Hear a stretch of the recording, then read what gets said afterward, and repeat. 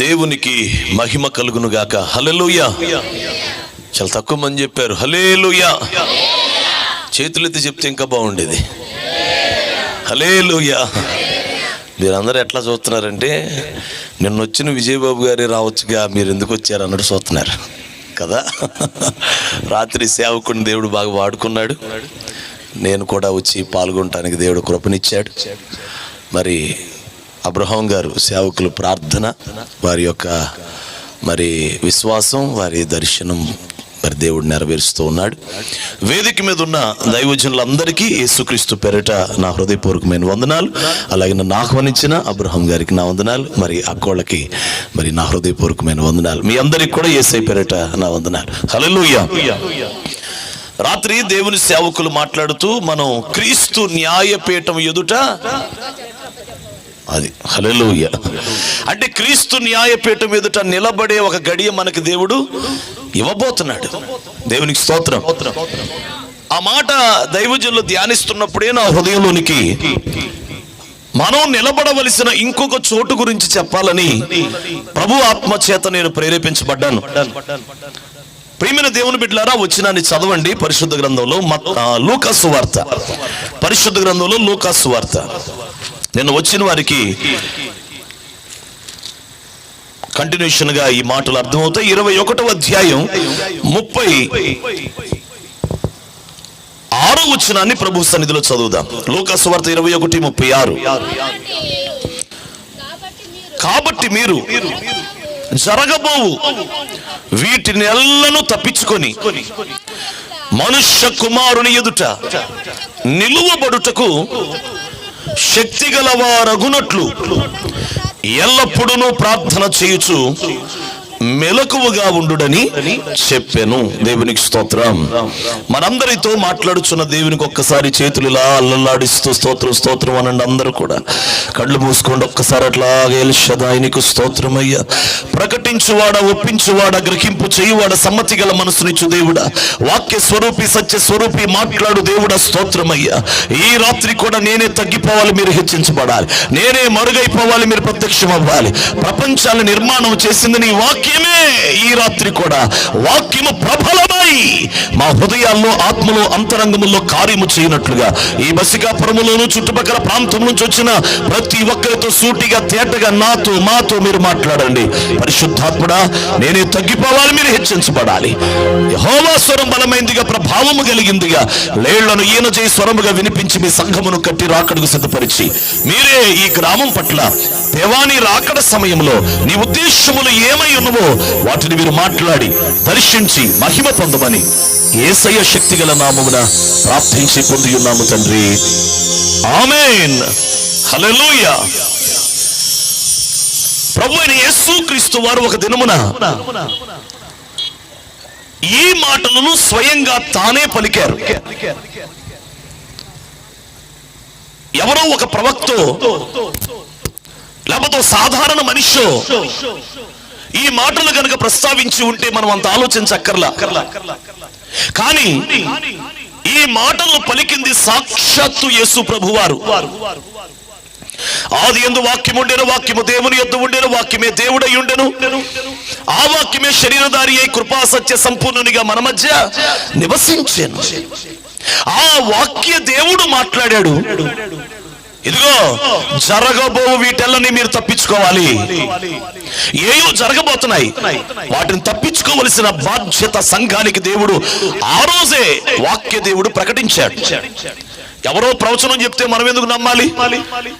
అసలు ప్రపంచ భవిష్యత్తును రాసిన వాడు, దినముల గ్రంథములో మనందరి భవిష్యత్తును లెక్కించిన వాడు, పుస్తకపు చుట్టని రాసిన దేవుడు ఆయనే స్వయంగా పలుకుతున్న మాట, ఆది అంతమై ఉన్నవాడు, ఆల్ఫా ఒమేగా, ఇలాంటి ఒక భవిష్యత్తును అఖిల బ్రహ్మాండమును చరాచర జగత్తును మాట సెలవు చేత నడిపించుచున్నటువంటి ఒక శక్తి గల దేవుడే శరీరంలోకి వచ్చి చెప్పిన మాట ఏమిటంటే మీరు జరగబో వీటెల్లని తప్పించుకోవాలి అన్నాడు. దేవునికి స్తోత్రం. జరగబోతున్నాయి ఏవో వాటిని తప్పించుకోవాలి. మరేం చేయాలి ప్రభు తప్పించుకొని? మనుష్య కుమారుని ఎదుట నిలవబడుటకు శక్తి గలవారగునట్లు. నేను అయ్యగారు మాట్లాడుతూ ఏమన్నారంటే, మనము క్రీస్తు న్యాయపీఠము ఎదుట నిలబడి మనం లెక్కలు అప్పగించాలన్నాడు. అయితే అది ఎప్పుడో తెలుసా? ముందు అసలు మధ్యాకాశమునకు వచ్చుచున్నటువంటి మన రక్షకుడు ప్రభువు ఆ మనుష్య కుమారుని ఎదుట మనం నిలబడిన తర్వాత ఆయన మనల్ని తీసుకొని వెళ్ళి క్రీస్తు న్యాయపీఠం ఎదుట మనం నిలబెడతాడు. దేవునికి స్తోత్రం, హల్లెలూయా. అంటే అసలు క్రీస్తు న్యాయపీఠము ఎదుట మనం నిలబడక మునుపు, లెక్కలు అప్పచెప్పక మునుపు, బహుమానాలు, స్వాస్థ్యాలు, జీతాలు దేవుడు మనకి ఇవ్వక మునుపు, బలా నమ్మకమైన మంచి దాసుడా అనే ఒక పెద్ద ఫంక్షన్ జరగబోతుంది, లేక ఓ పెద్ద ప్రైజ్ సెరమనీ, ఒక ప్రైజ్ డిస్ట్రిబ్యూషన్ కార్యక్రమం జరగబోతుంది. అయితే పౌలయ్య తనకే ప్రైజ్ వస్తుందో ముందే భూమి మీద చెప్పేశాడు. అదేమిటంటే, నా కొరకు నీతి కిరీటం ఉంచబడి ఉంది. దేవునికి స్తోత్రం. కొంతమంది తమ ప్రైజులు ముందే చెప్పుకున్నారు, నా కొరకు నీతి కిరీటం ఉంచబడి ఉందని. హల్లెలూయా. దేవుని పిల్లలారా, అలా మనము నిలబడక మునుపు, క్రీస్తు న్యాయపీఠము ఎదుట లెక్కలు మనము చెప్పక మునుపు, అసలు నిలవబడవలసిన ముఖ్యమైన స్థలం ఏమిటంటే, యేసయ్య మధ్యాకాశానికి మహామహిమతో దిగి వచ్చినప్పుడు మనమందరము మనుష్య కుమారుని ఎదుట నిలవబడుటకు శక్తిమంతులం అవ్వాలి. దేవునికి స్తోత్రం, హల్లెలూయా. అంటే మనం నిలవబడవలసినటువంటి ఒక కార్యం ఉంది. అది మనుష్య కుమారుడు ప్రభు అయిన యేసు. ఆ ప్రభు అయిన యేసు మహామహిమతో రాబోతున్నాడు. ఇక్కడ ఆశ్చర్యం వింతేంటో చెప్పనా? ఎవరు మధ్యాకాశానికి రాబోతున్నారో, ఎవరి ఎదుట మనం నిలబడాలో ఆయనే చెప్తున్నాడు, నా ఎదుట నిలబడాలని. ఎంత వింతగా ఉంది ఇది. హల్లెలూయా. ఒకసారి ఆలోచించండి. యేసు ప్రభువే భూమి మీద ఉండి మీరు మనుష్య కుమారుడు ఎదుట నిలబట్టుకు శక్తి పొందండి అంటున్నాడు. ఎవరయ్యా మనుష్య కుమారుడు? ఆయనే చెప్తున్నా, ఆయనే రేపు నిలబడేది. అక్కడ ఆయన ఎదుట మనం నిలబడాలంట. అందుకు మీకు శక్తి కావాలి అంటున్నాడు. ఆ శక్తి గురించి ఆ కింద వచనాల్లో మనం ఆ ఫుట్ నోట్ లో మనం చూసినట్లయితే 36వ వచనంలో శక్తి గలవారగునట్లని ఒకటేస్తుంది. కింద చూడండి, కొన్ని ప్రాచీన ప్రతులలో పాత్రులని ఎంచబడినట్లు అని ఉంది. దేవునికి స్తోత్రం. పాత్రులు అని ఎంచబడినట్లు. అమ్మాయిడు చూడాలి. ఇక అటు వెళ్తే అందరూ అట్టే చూస్తే మనిషి కుమారుడు నిలబడినట్టే. దేవునికి స్తోత్రం, హల్లెలూయా. ఆయన ఎదుటి నిలబడాలి. అందుకు బాబు అటు తెరవబాకండి, ఆయన మీకు దండం పెడతా. దేవునికి స్తోత్రం. ఈ పూట ఎట్టా కొట్టాక అక్కడ నిలబడేటట్టు కృప పొందుకొని వెళ్దాం. ఇక్కడి నుంచి వెళ్దామంటారు వద్దా? చెప్పట్లేదేంటి ఎవరు? బసికాపురం తెలుగులోళ్ళే బాబోయ్. దేవునికి స్తోత్రం. మాట్లాడితే ఏమవుతుంది, మాట్లాడకపోతే ఏమవుతుంది అనుకుంటున్నారు. హల్లెలూయా. ఏనండి దేవుని బిడ్డలారా, పాత్రులని ఎంచబడినట్లు మీరు సిద్ధపడాలి, మీరు మెలకువగుండాలి, మీరు ప్రార్థన చేసుకోవాలి అని ఎవరు రాబోతున్నారో ఆయనే చెప్తున్నారు. ఏమనంటే, నేనే రాబోతున్నా, నేను నా ముందే నిలబడాలి అనకుండా మనుష్య కుమారుని ఎదుట నిలవబడుటకు శక్తి గల వారవ్వాలంట. అక్కడ అసలు మాట్లాడటం, లెక్కలు చెప్పటం అయ్యేవి లేవు. ఇప్పుడు ఇక్కడ ఇది మొదటి స్టేషను. ఆ తర్వాత స్టేషను క్రీస్తు న్యాయపీఠం. ఆయన న్యాయాధిపతిగా కూర్చున్నప్పుడు బహుమానాలు ఇచ్చే గడియ. దానికి ముందు అసలు మధ్యాకాశములో ఆయన ఎదుట మనం నిలబడాలంట. ఈ బైబిల్ గ్రంథం పట్టుకుంది అందుకే, ప్రార్థనలకు వచ్చేది అందుకే, ఈ కోటాలు అందుకే, దైవజనుడు ఖర్చు పెడుతుంది అందుకే, దైవజనుడు ప్రయాస పడుతుంది అందుకే. ఈ శ్రమ, ఈ కష్టం, ఈ ప్రయాస, నిందించబడినా, అవమానించబడినా, తిట్టబడినా. మొన్న మధ్యన ఒక చోటకి వెళ్తే ప్యాడ్ నీళ్ళు వేశారంట గ్రామంలో. ఏ నీళ్ళమ్మా? పేడ నీళ్లు. మరి ఎప్పుడు చూసారో ఏంటో బకీటుడు పేడ కలిపారండి. ఎంత విచిత్రం చెప్పమంటారా? పోయిన సంవత్సరం, లేక ఈ సంవత్సరమే, క్షమించండి, పోయిన సంవత్సరం 2020 జనవరి నెల 28, 29, 30 తేదీలు సభలు పెట్టాం కంచికచెర్ల ప్రాంతంలో. అక్కడికి జఫనియా గారు వచ్చారు, వాక్యం బోధించారు. ఆ సభలకి ఎలీషా పాస్టర్ గారు అని ఒక ఆయన యవనస్తుడు వచ్చాడు. 3 రోజులు అక్కడే ఉన్నాడు. 3 రోజులు ప్రార్థనలో గడిపాడు. ఆ తర్వాత 30వ తారీఖు నుంచి వెళ్ళిపోయి ఆయన కొంతమంది ప్రేయర్ టీంని, కొంతమంది సువార్థికులను తీసుకొని ఓ గ్రామంలో సువార్త చెప్దాం, ఓ గ్రామంలో 4 మాటలు చెప్దాం అని బయలుదేరి వెళ్తే, మా మీటింగులకు వచ్చి పాల్గొని వెళ్ళిన వ్యక్తి కొంతమంది కుర్రోళ్ళు తీసుకొని వెళ్తే వాళ్ళ మీదే ఈ ప్యాడ్ నీళ్ళు జల్లింది. నేను చాలా ఆశ్చర్యపోయాను. అరే మొన్నే కదా ఎలీషా వచ్చాడు, ఈ ఎలీషా మీద నా ప్యాడ్ నీళ్ళు జల్లింది. బాబు ఏంటి ఇప్పుడు ఎలా ఉంది పరిస్థితి? అన్నా, క్రైస్తవులు రాజకీయాలు చేస్తున్నారు, వీళ్ళు అన్యులు రాజకీయాలు చేస్తున్నారు, అందరు రాజకీయాలు చేస్తున్నారు అని అంటున్నాడు. వాళ్ళకంట ఇప్పుడు కొంతమంది క్రైస్తవ నాయకులు, మరి ఈ మాట వాడుతున్నాను ఏమనుకోబాకండి, కోతికి కొబ్బరికాయ దొరికితే ఎట్లా ఉంటుంది, కొబ్బరి చెప్పు దొరికితే. ఇప్పుడు ఈ అవకాశం వచ్చింది కాబట్టి మేము నిలబడతాం, మేము మాట్లాడతాం, మాకు ఫోటో తీ అని అంటున్నారంట. నువ్వు ఇలా మాట్లాడాలని ఎలా మాట్లాడాలో నేర్పిస్తున్నారంట. అదేంటన్నా ప్రార్థన చేస్తామని చెప్పట్లా, న్యాయం జరిగించట్లా, మా మీద ప్యాండీలు చల్లి మమ్మల్ని పోలీస్ స్టేషన్లో పెట్టి నానా బాధలు పెడుతుంటే మా గురించి మాట్లాడకుండా వాళ్ళ ఫోటోలు, వాళ్ళకి కావాల్సిన బ్యానర్లు ఇవన్నీ వేయించుకుంటున్నారని అంటున్నాడు. ఎందుకు చెప్తున్నాను పిల్లలు ఈ మాటలు? ఎందుకు ఈ ప్రయాస? మేము ప్యాండీలు ఎందుకు చల్లించుకోవాలి? మేమెందుకు దెబ్బలు తినాలి? మేమెందుకు కొట్టబడాలి? మేమెందుకు వీళ్ళు బతకలేక డబ్బు సంపాదన కోసం వచ్చారా అని అనిపించుకుంటున్న పరిస్థితులు ఎందుకండి ఈ అవమానం, ఈ నిందలు, ఎందుకు ఈ పరిస్థితులు? అయినా వెనక్కి తిరిగి చూడకుండా, మనం తిప్పకుండా ముందుకే సాగిపోతూ సముద్రం అడ్డొచ్చిన అది చీలిపోయేటట్లు చేసుకొని ఆరిన నేల నడుచుకుంటూ వెళ్ళిపోతూ దేవుని పనిలో ఎందుకు సాగిపోతూ ఉన్నాం? ప్రపంచం అంతా ఇదిగో కరోనా ఉంది ఇంకా జాగ్రత్త అంటే, అయినా సరే సభలకి వస్తూ, ప్రార్థనలకు వస్తూ, ఆయా ప్రాంతాలకు వస్తూ, పోతే ప్రాణం ఆ దేవుడు చూసుకుంటాడులే, ఆయన జీవపు మూటలో కట్టేశాడు కదా, ఏం పర్లేదులే అని చెప్పి ప్రాణాలకు తెగించి కూడా ఎందుకు వచ్చేస్తున్నాం బయటికి? ఎందుకో తెలుసా? ప్రకటించుచున్న మేమైనా, వినుచున్న మీరైనా, మనమందరం మనుష్య కుమారుని ఎదుట నిలబడాలి. మహిమ చెల్లించండి. హల్లెలూయా. మనమందరం ఎక్కడ నిలబడాలమ్మా? మనుష్య కుమారుని ఎదుట. అందుకే ప్రయాస. నువ్వు రేపు కోటానికి వచ్చినా అదే ఉద్దేశంతో రావాలి. నువ్వు ఇంట్లో తెల్లవారుజాము లేచి ప్రార్థన కేవలం మా పిల్ల పెళ్ళి అయిపోతే చాలు అనబాకు. హల్లెలూయా. బీరువా మొత్తం దుప్పట్టేసింది, కొత్త బీరువా ఇవ్వా అని కొత్త బీరువా కోసం ప్రార్థన చేయబాకు. మంచం మీద పడుకుంటే ఊగుతుందంటే బరా ఊగుతుందంట మంచం, కొత్త మంచం ఇవ్వని దానికోసం ప్రార్థన చేయొద్దు. నీ ప్రార్థన దేనికోసం అయి ఉండాలి? ఇక మీదట మన విశ్వాసం దేనికోసం అయి ఉండాలి? మందిరానికి ఎందుకు రావాలి? సేవకుడికి ఎందుకు సహకరించాలి? సేవకుడికి ఎందుకు కానుక ఇవ్వాలి? ఎందుకు రావాలి మనం ప్రార్థనకి? ఎందుకు రావాలి ఈ ప్రయాస? ఎందుకు అసలు అంటే మనుష్య కుమారుని ఎదుట మనం నిలబడటానికి పాత్రులుగా ఎంచబడాలంట. అమ్మో ఆ భాగ్యం ఇస్తాడో లేదో, బాబోయ్ ఆ భాగ్యం ఇస్తాడో లేదో. ఏంటి అంత సీరియసా? సీరియసే. ఏంటి రక్షణ పొంది చర్చికి వచ్చి అవదా పని? అవదనేగా కూటం పెట్టి చెప్తుంది ఇప్పుడు. దేవునికి స్తోత్రం. నువ్వు చర్చికి వచ్చేసి ప్రార్థనకు వచ్చేసేసి రేపు రాకడ అనగానే మట్టి శరీరంలో అలా మారిపోయి అక్కడికి వెళ్ళిపోయి ప్రభువా అనేటట్టు అయితే ఇంకెందుకు ఈ కోటలు? అవసరం లేదు కదా. ఏదో చాలా సీరియస్నెస్ ఉంది. యేసు ప్రభు వారు ఏమన్నాడు తెలుసా? ఆయన ఎదుటికంట ఆ దినమున చాలా మంది వచ్చి, నీ నామను మేము దెయ్యాలు ఎలగొట్టలేదా? నీ నామను మేము అద్భుతాలు చేయలేదా? ఆశ్చర్యకార్యాలు చేయలేదా? అయ్యా నీ ఎదుటే కదా మేము తినుచు త్రాగుచు మేము చక్కగా నీ ఎదుటే కదా ఉన్నాము అని అంటే, ఆయన అంటాడంట, అక్రమం చేయవారులారు నా ఎద్దు నుండి. అసలు పోండి, అసలు మీరు ఎందుకు నా ముందుకు వచ్చారు అంటే, ఆయన ఎదుట నిలవబడే వాళ్ళు అందరూ కాదు. ఆయన ఎదుట నిలబడాలంటే పాత్రులని ఎంచబడాలి. పిలువబడిన వారు అనేకులు ఉంటారు, ఏర్పరచబడిన వారు కొందరే ఉంటారు. ఒక పొలములో గింజలు వస్తాయి, చెత్త వస్తుంది. చెత్త ఒకవేళ పనికొస్తే పశువులకు పనికొస్తుంది, పనికిరాదంటే కాల్చివేయబట్టడానికి పనికొస్తుంది.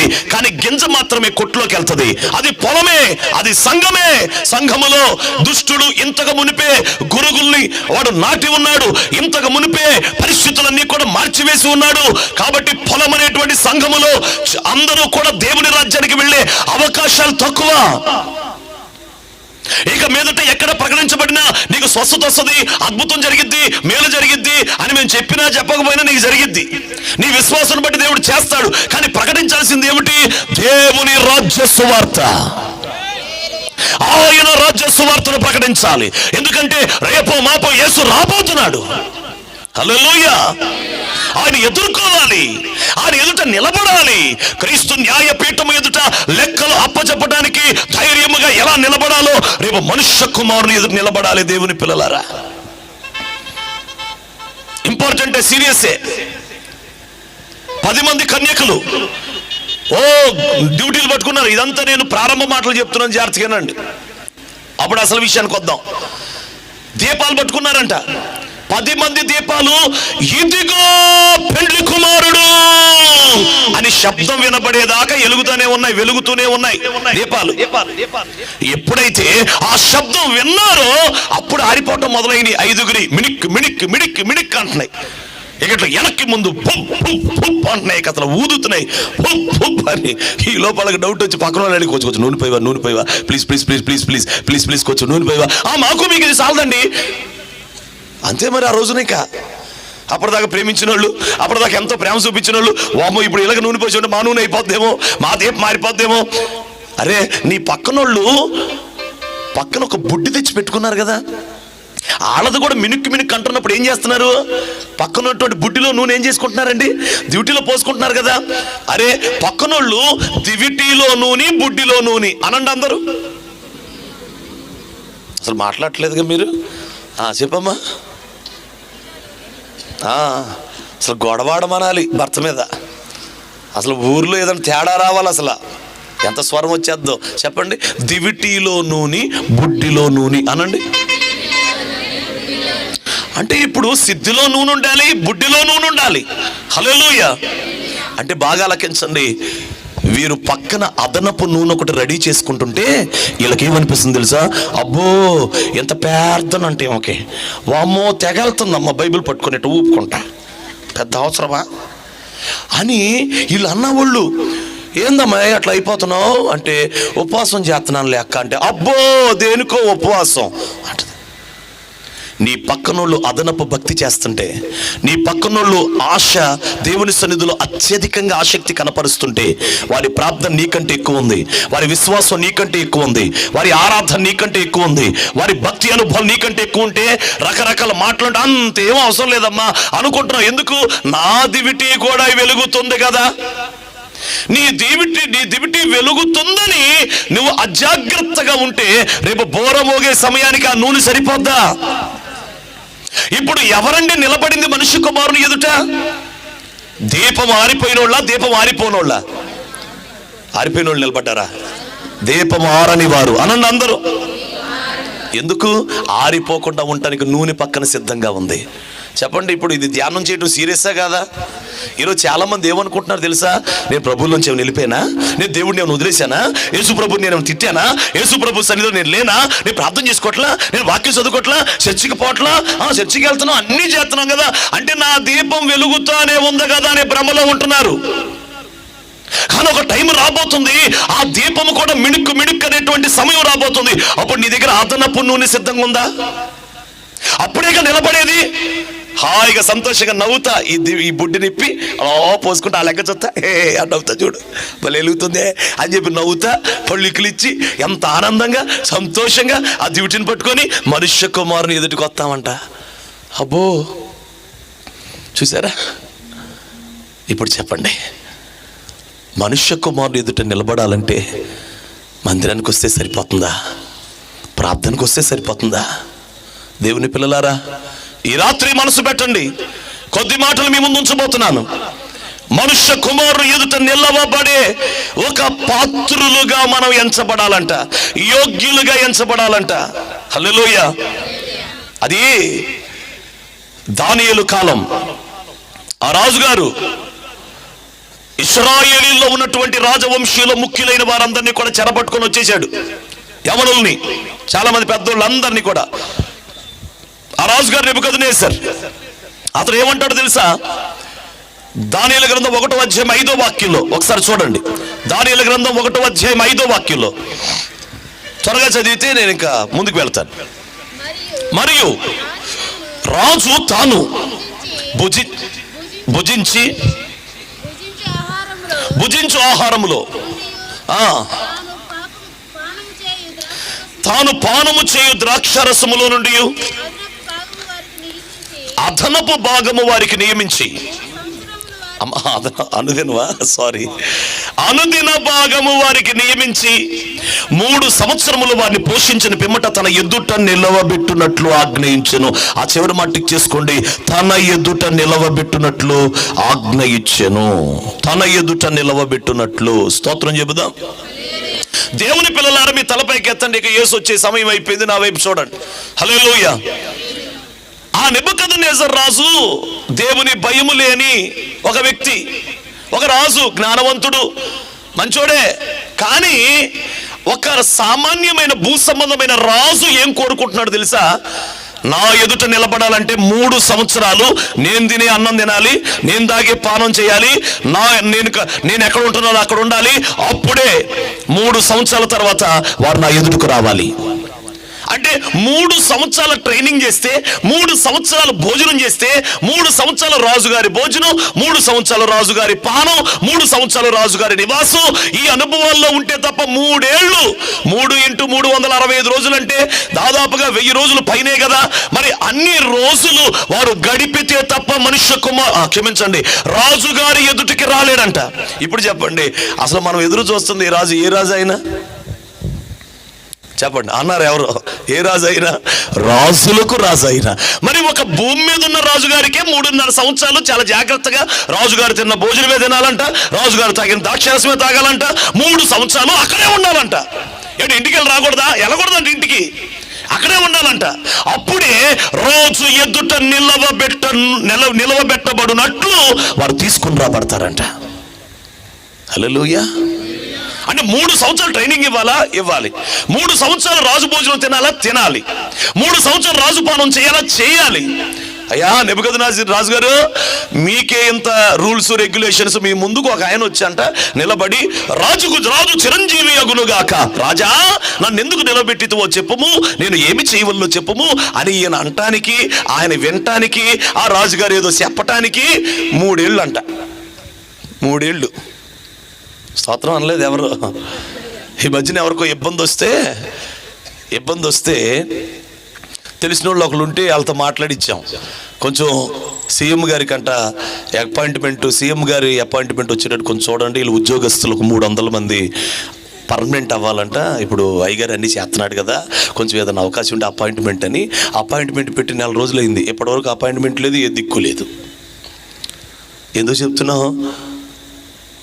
ఒక ముఖ్యమంత్రి దగ్గరికి వెళ్ళాలంటేనే వల్ల కావట్లేదు కదా, ఒక రాజుగారి దగ్గరికి ఎదురుకు రావాలంటేనే 3 సంవత్సరాలు కదా. అసలు రాబోతుంది ఎవరో? రాజులకు రాజు, ప్రభులకు ప్రభు. చప్పట్లు కొడుతూ దేవుని మహిమ చెల్లొచ్చాను. అమ్మ కొట్టండి, సెల్లేసిన పర్లేదు, సెల్ తగ్గిపోద్ది. కొట్టు, నా చేతులు తీయమ్మ, కొట్టు. దేవునికి స్తోత్రం కలుగునుగాక. హల్లెలూయా.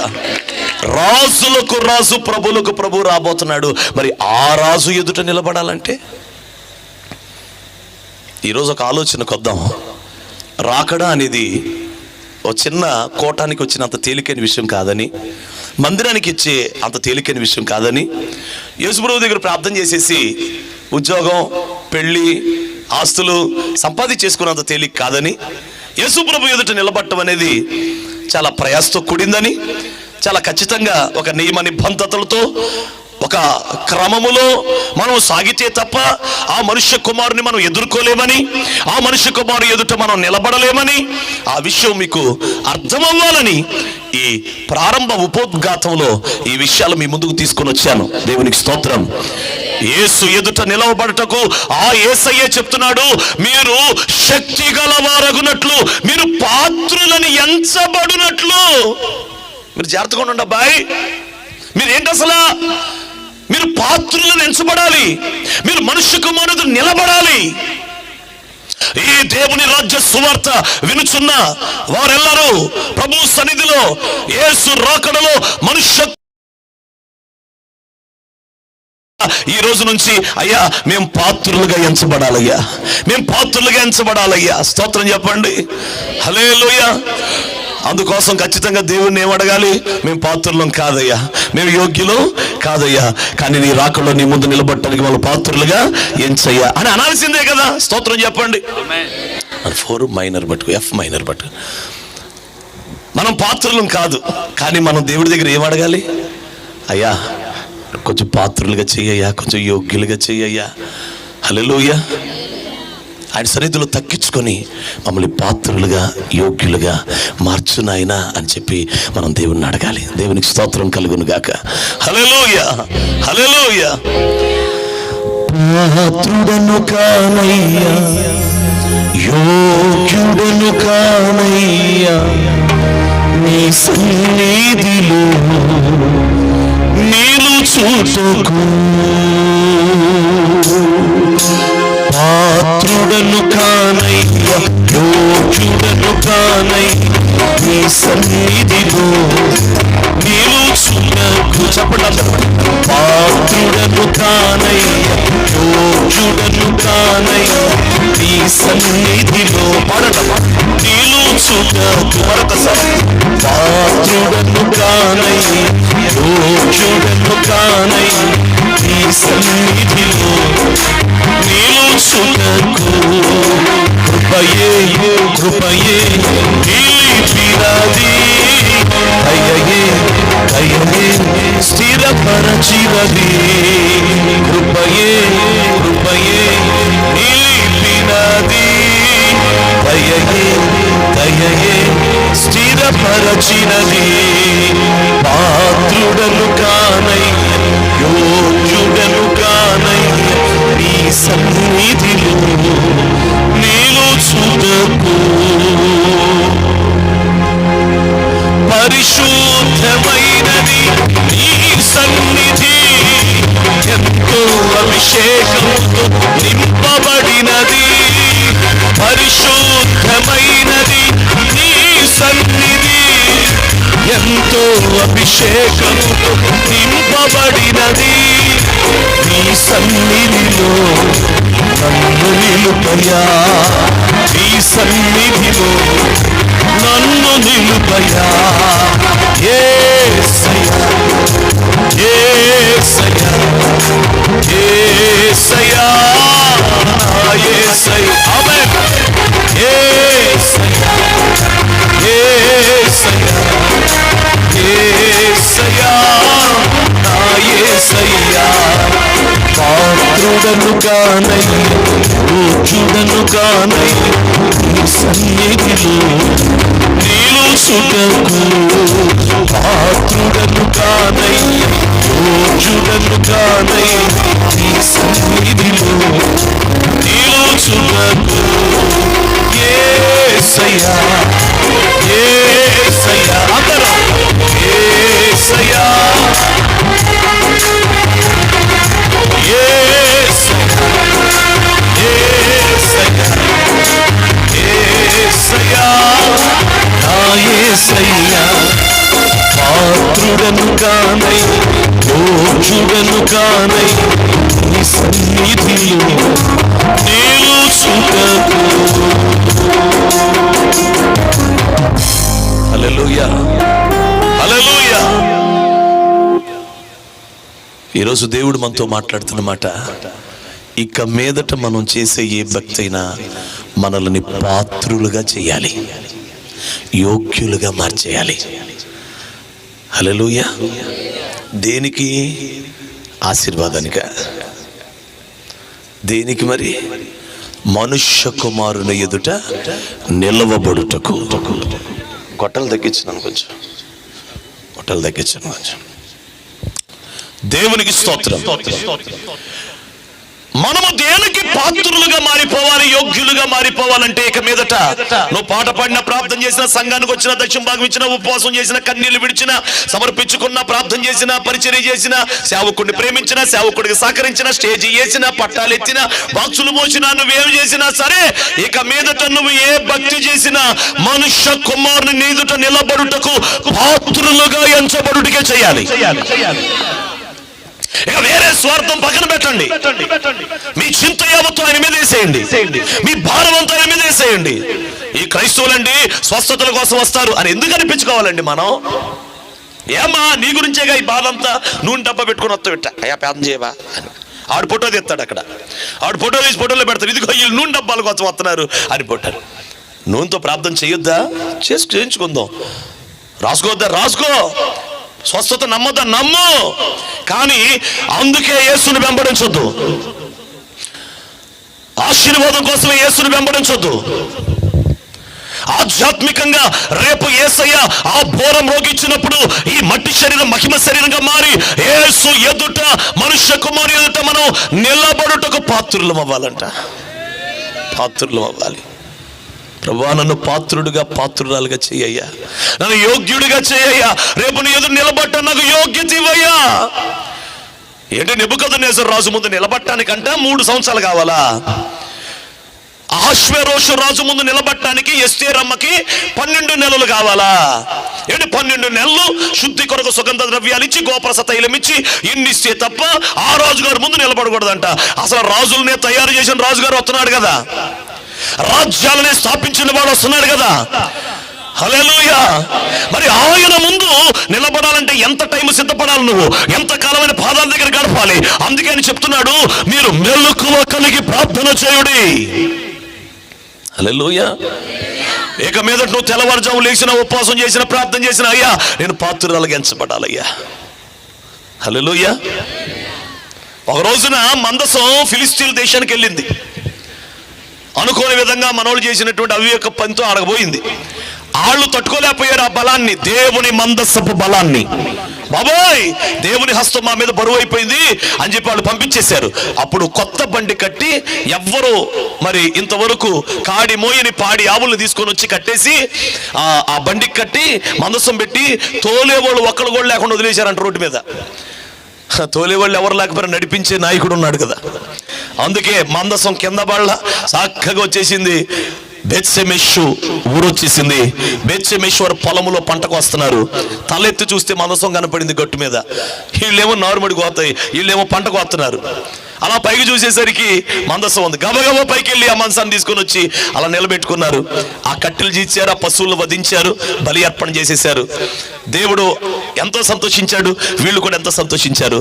సడన్ గా వాళ్ళలో ఎవరో ఒకడు ఉంటారు కదా, గబుక్కును చేంజ్ చేశారు తెలుసా. అబ్బా మందసం భలే ఉంది, అసలు లోపల ఇది ఫిలిస్తీన్ దేశం వెళ్ళింది కదా, మందసం పెట్టులో ఉండాల్సిన ఉంచారా తీసేశారా, వాళ్ళు దొంగతనాలు చేశారా అని చెప్పి చూద్దామని ఏం చేశాడంటే ఒక్కసారి పెట్టి మోతెట్టు తెరిచాడంతే. అతను తెరవడం, ఇతనితో పాటు 60,000 మంది చచ్చిపోయారంట అక్కడ. మందసపు పెట్టి ఇలా తెరిచినందుకు బైబిల్ చెప్తున్న సత్యం ఏంటో తెలుసా, బెత్షెమెషు వారు 60,000 మంది శవాలు అక్కడ పడిపోయి ఉండగా వాళ్ళ మధ్య బతికిన కొంతమంది అంటున్నారు, అమ్మో పరిశుద్ధ దేవుడైన యెహోవా సన్నిధిలో ఎవరు నిలవగలరు అన్నారట. కొట్టండి చప్పట్లు చక్కగా. హల్లెలూయా. ఇప్పుడు మా అయ్యగారు ఉంటే అనేవాళ్ళు సచ్చుగా కొడితే సరి కొట్టలేకపోతే మానే అనేవాళ్ళు. దేవునికి స్తోత్రం. కొడితే అంటే తాసుపోం చచ్చిపోవాలంట, మధ్యలో ఇట్లా కొడతామంటే మధ్యలో కాదు బుస్సు మళ్ళీ చచ్చిపోవాలంట. అలాగా అటు కొట్టాలంట చప్పట్లు కొడితే. ఎందుకు అంటున్నారు? దేవునికి స్తోత్రం. మేము డబ్బులు అడిగామేంటి, మిమ్మల్ని అడిగామేంటి మేమన్నా? దేవునికి స్తోత్రం. హల్లెలూయా. జాగ్రత్తగా వినండి దేవుని బిడ్డలారా. ఆ పెట్టి తెరిచారంటే అప్పుడు ఈ పరిశుద్ధ దేవుడిని యెహోవా సన్నిధిలో ఎవరు నిలవగలరని కేక పెట్టారు. కీర్తనకారుడు ఏమంటాడు తెలుసా, ఆయన పరిశుద్ధ స్థలములో నిలవదగిన వాడెవడు, ఆ పరిశుద్ధ పర్వతమును ఎక్కదగిన వాడెవడు, ఆయన ఎదుట నిలవగలిగిన వాడెవడు. మనం పాట పాడినా ప్రార్థన చేసినా భూమి మీద ఎన్ని కిరీటాలు వచ్చినా, నాకులాగా ఎన్ని సభల్లో నాలాంటి వాడు ఎన్ని ప్రకటనలు చేసినా, ఎంత ప్రసంగాలు చేసినా, రేపు నిలబడటం అనేది పాత్రుడిగా నేను ఎంచబడకపోతే ఇన్ని చేసి వేస్టే. ఇంత కేకలేసినా, ఇంత అరిచినా, ఇన్ని ప్రసంగాలు చేసినా, అయ్యో రేపు ఆయన ఎదుట నిలవబడగలిగిన పాత్రులుగా మనం ఎంచబడాలంట. అయ్యా నీవు నా దోషములు కనిపెట్టి చూచిన ఎడల నీ ఎదుట ఎవరు నిలవగలరు? ఈ రిఫరెన్స్లు ఉన్నాయి, అన్ని చూపించట్లా మీకు. పరిశుద్ధ అయ్యా నువ్వు నా దోషములు కనిపెట్టి 7 కళ్ళుతో చూశాడు అనుకో ఇలాగా, అయ్యా నీ ఎదుట ఎవరు నిలవగలరయ్యా? ఏదో కృపతో కొట్టుకుపోతున్నాం కానీ నువ్వే కనుక కనిపెట్టి చూస్తే అసలు నీ ముందు ఎవరు ఉంటారయ్యా? ప్రియులారా, ఈ ప్రాముఖ్యతను ఎరిగి, అయ్యా అవును మనుష్య కుమారుడు ఎదురు నిలబడాలంటే కొంచెం సీరియస్ గానే తీసుకోవాలి ఏ విషయం. నేను పాత్రుడికి ఎంచబడాలి, పాత్రురాలుగా ఎంచబడాలి అంటావా? అలాగైతే ఈ మిగిలిన సమయం కొద్ది నిమిషాలు దేవుని మాటలు విను. ఎవరు పాత్రులుగా ఎంచబడ్డారు? ఎవరైనా ఎంచబడ్డారా బైబిల్లో? మనుష్య కుమారుడు ఎదుట లేక దేవుని ఎదుట నిలవబడుటకు ఎవరైనా పాత్రులయ్యారా, యోగ్యులయ్యారా? ఎవరైనా యోగ్యతను సంపాదించుకున్నారా? నిలబడిన వాళ్ళు ఎవరన్నా ఉన్నారా అని బైబిల్ని మనం పరిశీలన చేద్దాం కొద్ది నిమిషాలు. ఆయన వాక్యాన్ని మనం చూద్దాం.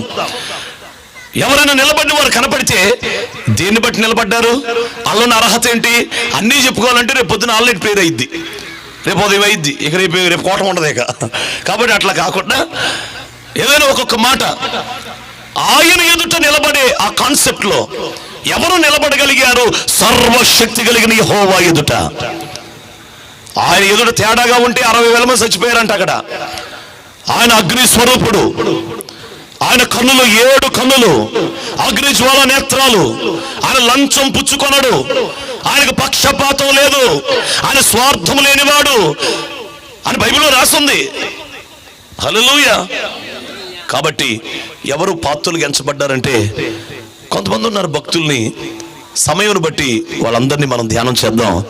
మొట్టమొదటి భక్తుడు ఎవరండి దేవుని ఎదుట నిలబడిన వ్యక్తి అని మనం బైబిల్లో చూస్తే ఆదికాండాన్ని చూడండి ఒకసారి. ఆదికాండం, దేవునికి స్తోత్రం కలుగును గాక. హల్లెలూయా. ఆదికాండం 3వ అధ్యాయం, ఆదికాండం 3వ అధ్యాయం 8వ వచనం త్వరగా చదవండి. చల్లపూట ఆదాము అతని భార్యయు తోటలో సంచరించుచున్న దేవుడైన యెహోవా స్వరమును విని దేవుడైన యెహోవా ఎదుటికి రాకుండా తోట చెట్ల మధ్యను, చాలు, దేవుడైన యెహోవా ఎదుటికి రాకుండా అనండి అందరూ.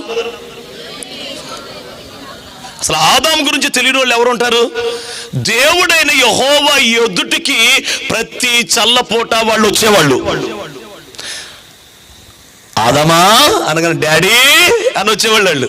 ఆదామా అనగానే డాడీ అని ముందుకు వచ్చేసేవాళ్ళు. కానీ ఏం జరిగిందో తెలుసా? సడన్ గా తినవద్దన్న పండు తిన్నారంట, ఆజ్ఞను అతిక్రమించారంట, ఆజ్ఞ అతిక్రమం జరిగిందంట. అంతే, దేవుని ఎదుటకి రాలేకపోయారంట వాళ్ళు. ఇప్పుడు మనుష్య కుమారుని ఎదుట మనం నిలవబడుటకు శక్తి పొందాలి. ఇక్కడ మిగిలిన రోజులన్నీ వాళ్ళు దేవుని ఎదుటే ఉన్నారు కదా. కానీ ఈ సందర్భంలో ఆదాం ఎందుకు నిలబడలేకపోయాడు దేవుని ఎదుట? చెప్పండి, దేనికోసం అమ్మా? దీన్ని కూడా మేము వివరించాలా? చెప్పండి అమ్మా. తినవద్దన్న పండు తిన్నాడు, ఆజ్ఞని అతిక్రమించాడు. స్తోత్రం చెప్పండి. నా వైపు చూడండి. ఇలాగా ఇంత బాధ ఎందుకు వచ్చింది అసలు? బాధ ఎందుకు వచ్చింది? సాతాను.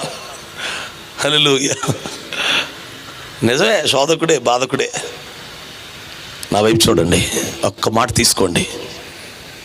మహిమతో నిండిన వారు శరీరం మీద అంగుళపు వస్త్రం కూడా లేకుండా శరీరాన్ని ఎరగకుండా బ్రతుకుతున్నవారు.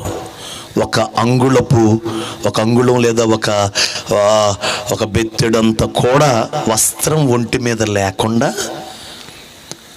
శరీరమును గురించిన ఆలోచనే లేకుండా దేవుని మహిమతో నింపబడి ఎల్లప్పుడూ తోటను కాయుచు, తోటకు సేద్యం చేయుచు బ్రతుకుతున్న వీరు సడన్గా వారి జీవితంలోకి ప్రవేశించింది ఏమిటంటే ఒక పరీక్ష, అపవాది శోధన వారి జీవితంలోకి వచ్చింది. నేను చెప్పే మాట ఏమిటంటే, అపవాదికి ఆదామవ్వలు చోటిచ్చారు గనుక, అపవాదికి చోటిచ్చారు గనుక వాడు వారిని దొంగిలించేశాడు. చోటిచ్చారు, దొంగిలించేశాడు.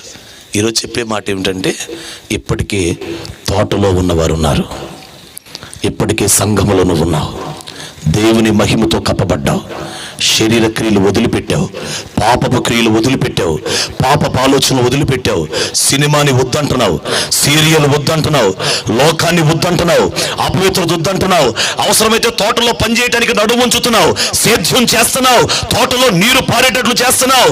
తోట అంటే మనం వేసుకున్న చిన్న తోట కాదండి, అందులో ఉన్న ఒక నదంట 4 శాఖలుగా విభాగించబడినటువంటి నదంట. చిన్న సితక నది కాదండి అది. దేవునికి స్తోత్రం. అంటే ఒక నది మళ్ళీ 4 పాయలైందంట.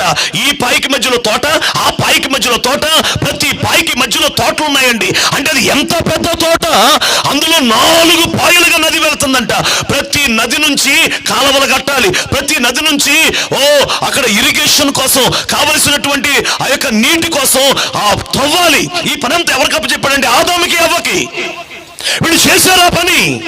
అంటే దేవుని తోటలో కష్టపడి పని చేస్తున్నవాడు, రేపో మాపో దేవుని ఎదుట నిలబడవలసిన వాడు, ఆదామా నువ్వు ఎక్కడని స్వరం వినాల్సిన వాడు, మధ్యాకాశములకు వెళ్ళవలసిన వాడు, దేవుని ఎదుట నిలబడవలసిన వాడు, దేవుని చేత రూపించబడిన వాడు, దేవుని నోటి ఊపిరి చేత నాసికా రంధ్రముల్లో ఊదబడి జీవవాయువును పొంది జీవాత్మ అయి దేవుని చూడగలిగి దేవునితో మాట్లాడగలిగి దేవుడు ఉన్నాడండి. ఎలా చెప్పగలవు? నాకు తెలుసండి. ఎలా చెప్పగలవు? ఆయన స్వరం విన్నాను, ఆయన అనుభవిస్తున్నాను, ఆయన నాలో ఉన్నాడు అని చెప్పగలిగిన ఆదాములాగా ఇక్కడ కూర్చున్న మనమందరము కూడా దేవుని ఆత్మను పొంది దేవుని స్వరాన్ని విని దేవుడు ఉన్నాడని నమ్మి దేవుని మహిమతో కప్పబడి బ్రతుకుతున్నటువంటి మనము ఖచ్చితంగా మనము దేవుని ఎదుట నిలబడి ఒక టైం రాబోతుంది.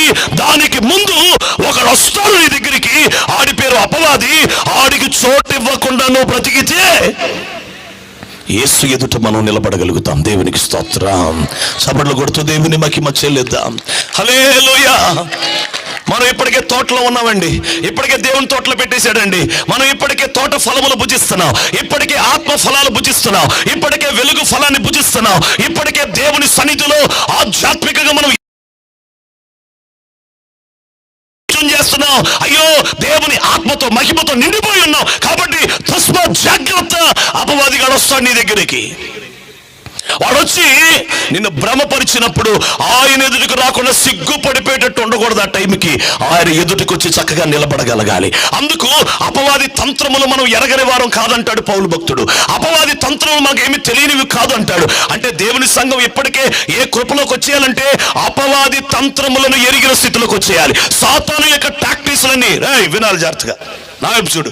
అపవాది యొక్క తంత్రాలు, అపవాది యొక్క టాక్టిక్స్ అన్నీ కూడా మనం ఇప్పటికే ఎరిగిన వారం అయిపోవాలి. దేవునికి స్తోత్రం. హల్లెలూయా. నీ భర్తలోంచి వస్తున్నాడా, పిల్లల్లోంచి వస్తున్నాడా, డబ్బు రూపకంగా వస్తున్నాడా, ఆశల రూపంగా వస్తున్నాడా, ఫ్రెండ్ రూపంలో వస్తున్నాడా, కోరికల రూపంలో వస్తున్నాడా, మొబైల్ ఫోన్ రూపంలో. అసలు చాలా తేలికగా సాతాను గడు వచ్చేసే రూట్ ఏదంటే ఇది మొబైల్. ఇందాకే మా వాడు కారులో కూర్చుంటే మా బుడ్డోడిని, మా పిల్లోడిని అన్నాను, అరే సెల్ ఫోన్ ఉందా అన్నాను. పాము పిల్లలు పెట్టుకున్నామంటారా జోబులో అన్న. సెల్ ఫోన్ పెట్టుకున్నా. అరే పాము పిల్లలు పెట్టుకున్నామంటారా జోబులో అన్న. పాము పిల్ల. అరే ఆ పాము పిల్ల అనేది తాసుపాము పిల్లరా. ఇది తాసుపాముకి చిన్నప్పటి నుంచి కసి ఉంటుంది దానికి. ఆ చిన్నదని సరే ఎగుతుంటుంది అది చిన్నది. అరే తాసుపాము పిల్లలు వేసుకున్నామంటారా జోబులో పాము పిల్లని అన్న. నిజమండి, నిజమే. ఇదొక పెద్ద సైతాను గాడు నీ దగ్గరికి రావటానికి ఇదొక అవకాశం. ఎంతోమంది దీన్ని బట్టి చనిపోయారు. యవ్వన పిల్లలారా, మీ ఫోన్లు జాగ్రత్త, మీ ఫోన్లు జాగ్రత్తగా. జీవం మరణం దీనిలోనే ఉంది.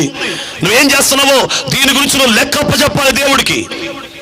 నేను అయ్యగారు చెప్పినట్లుగా నువ్వు చేసే ప్రతి పనికి లెక్క అప్పగించాలి.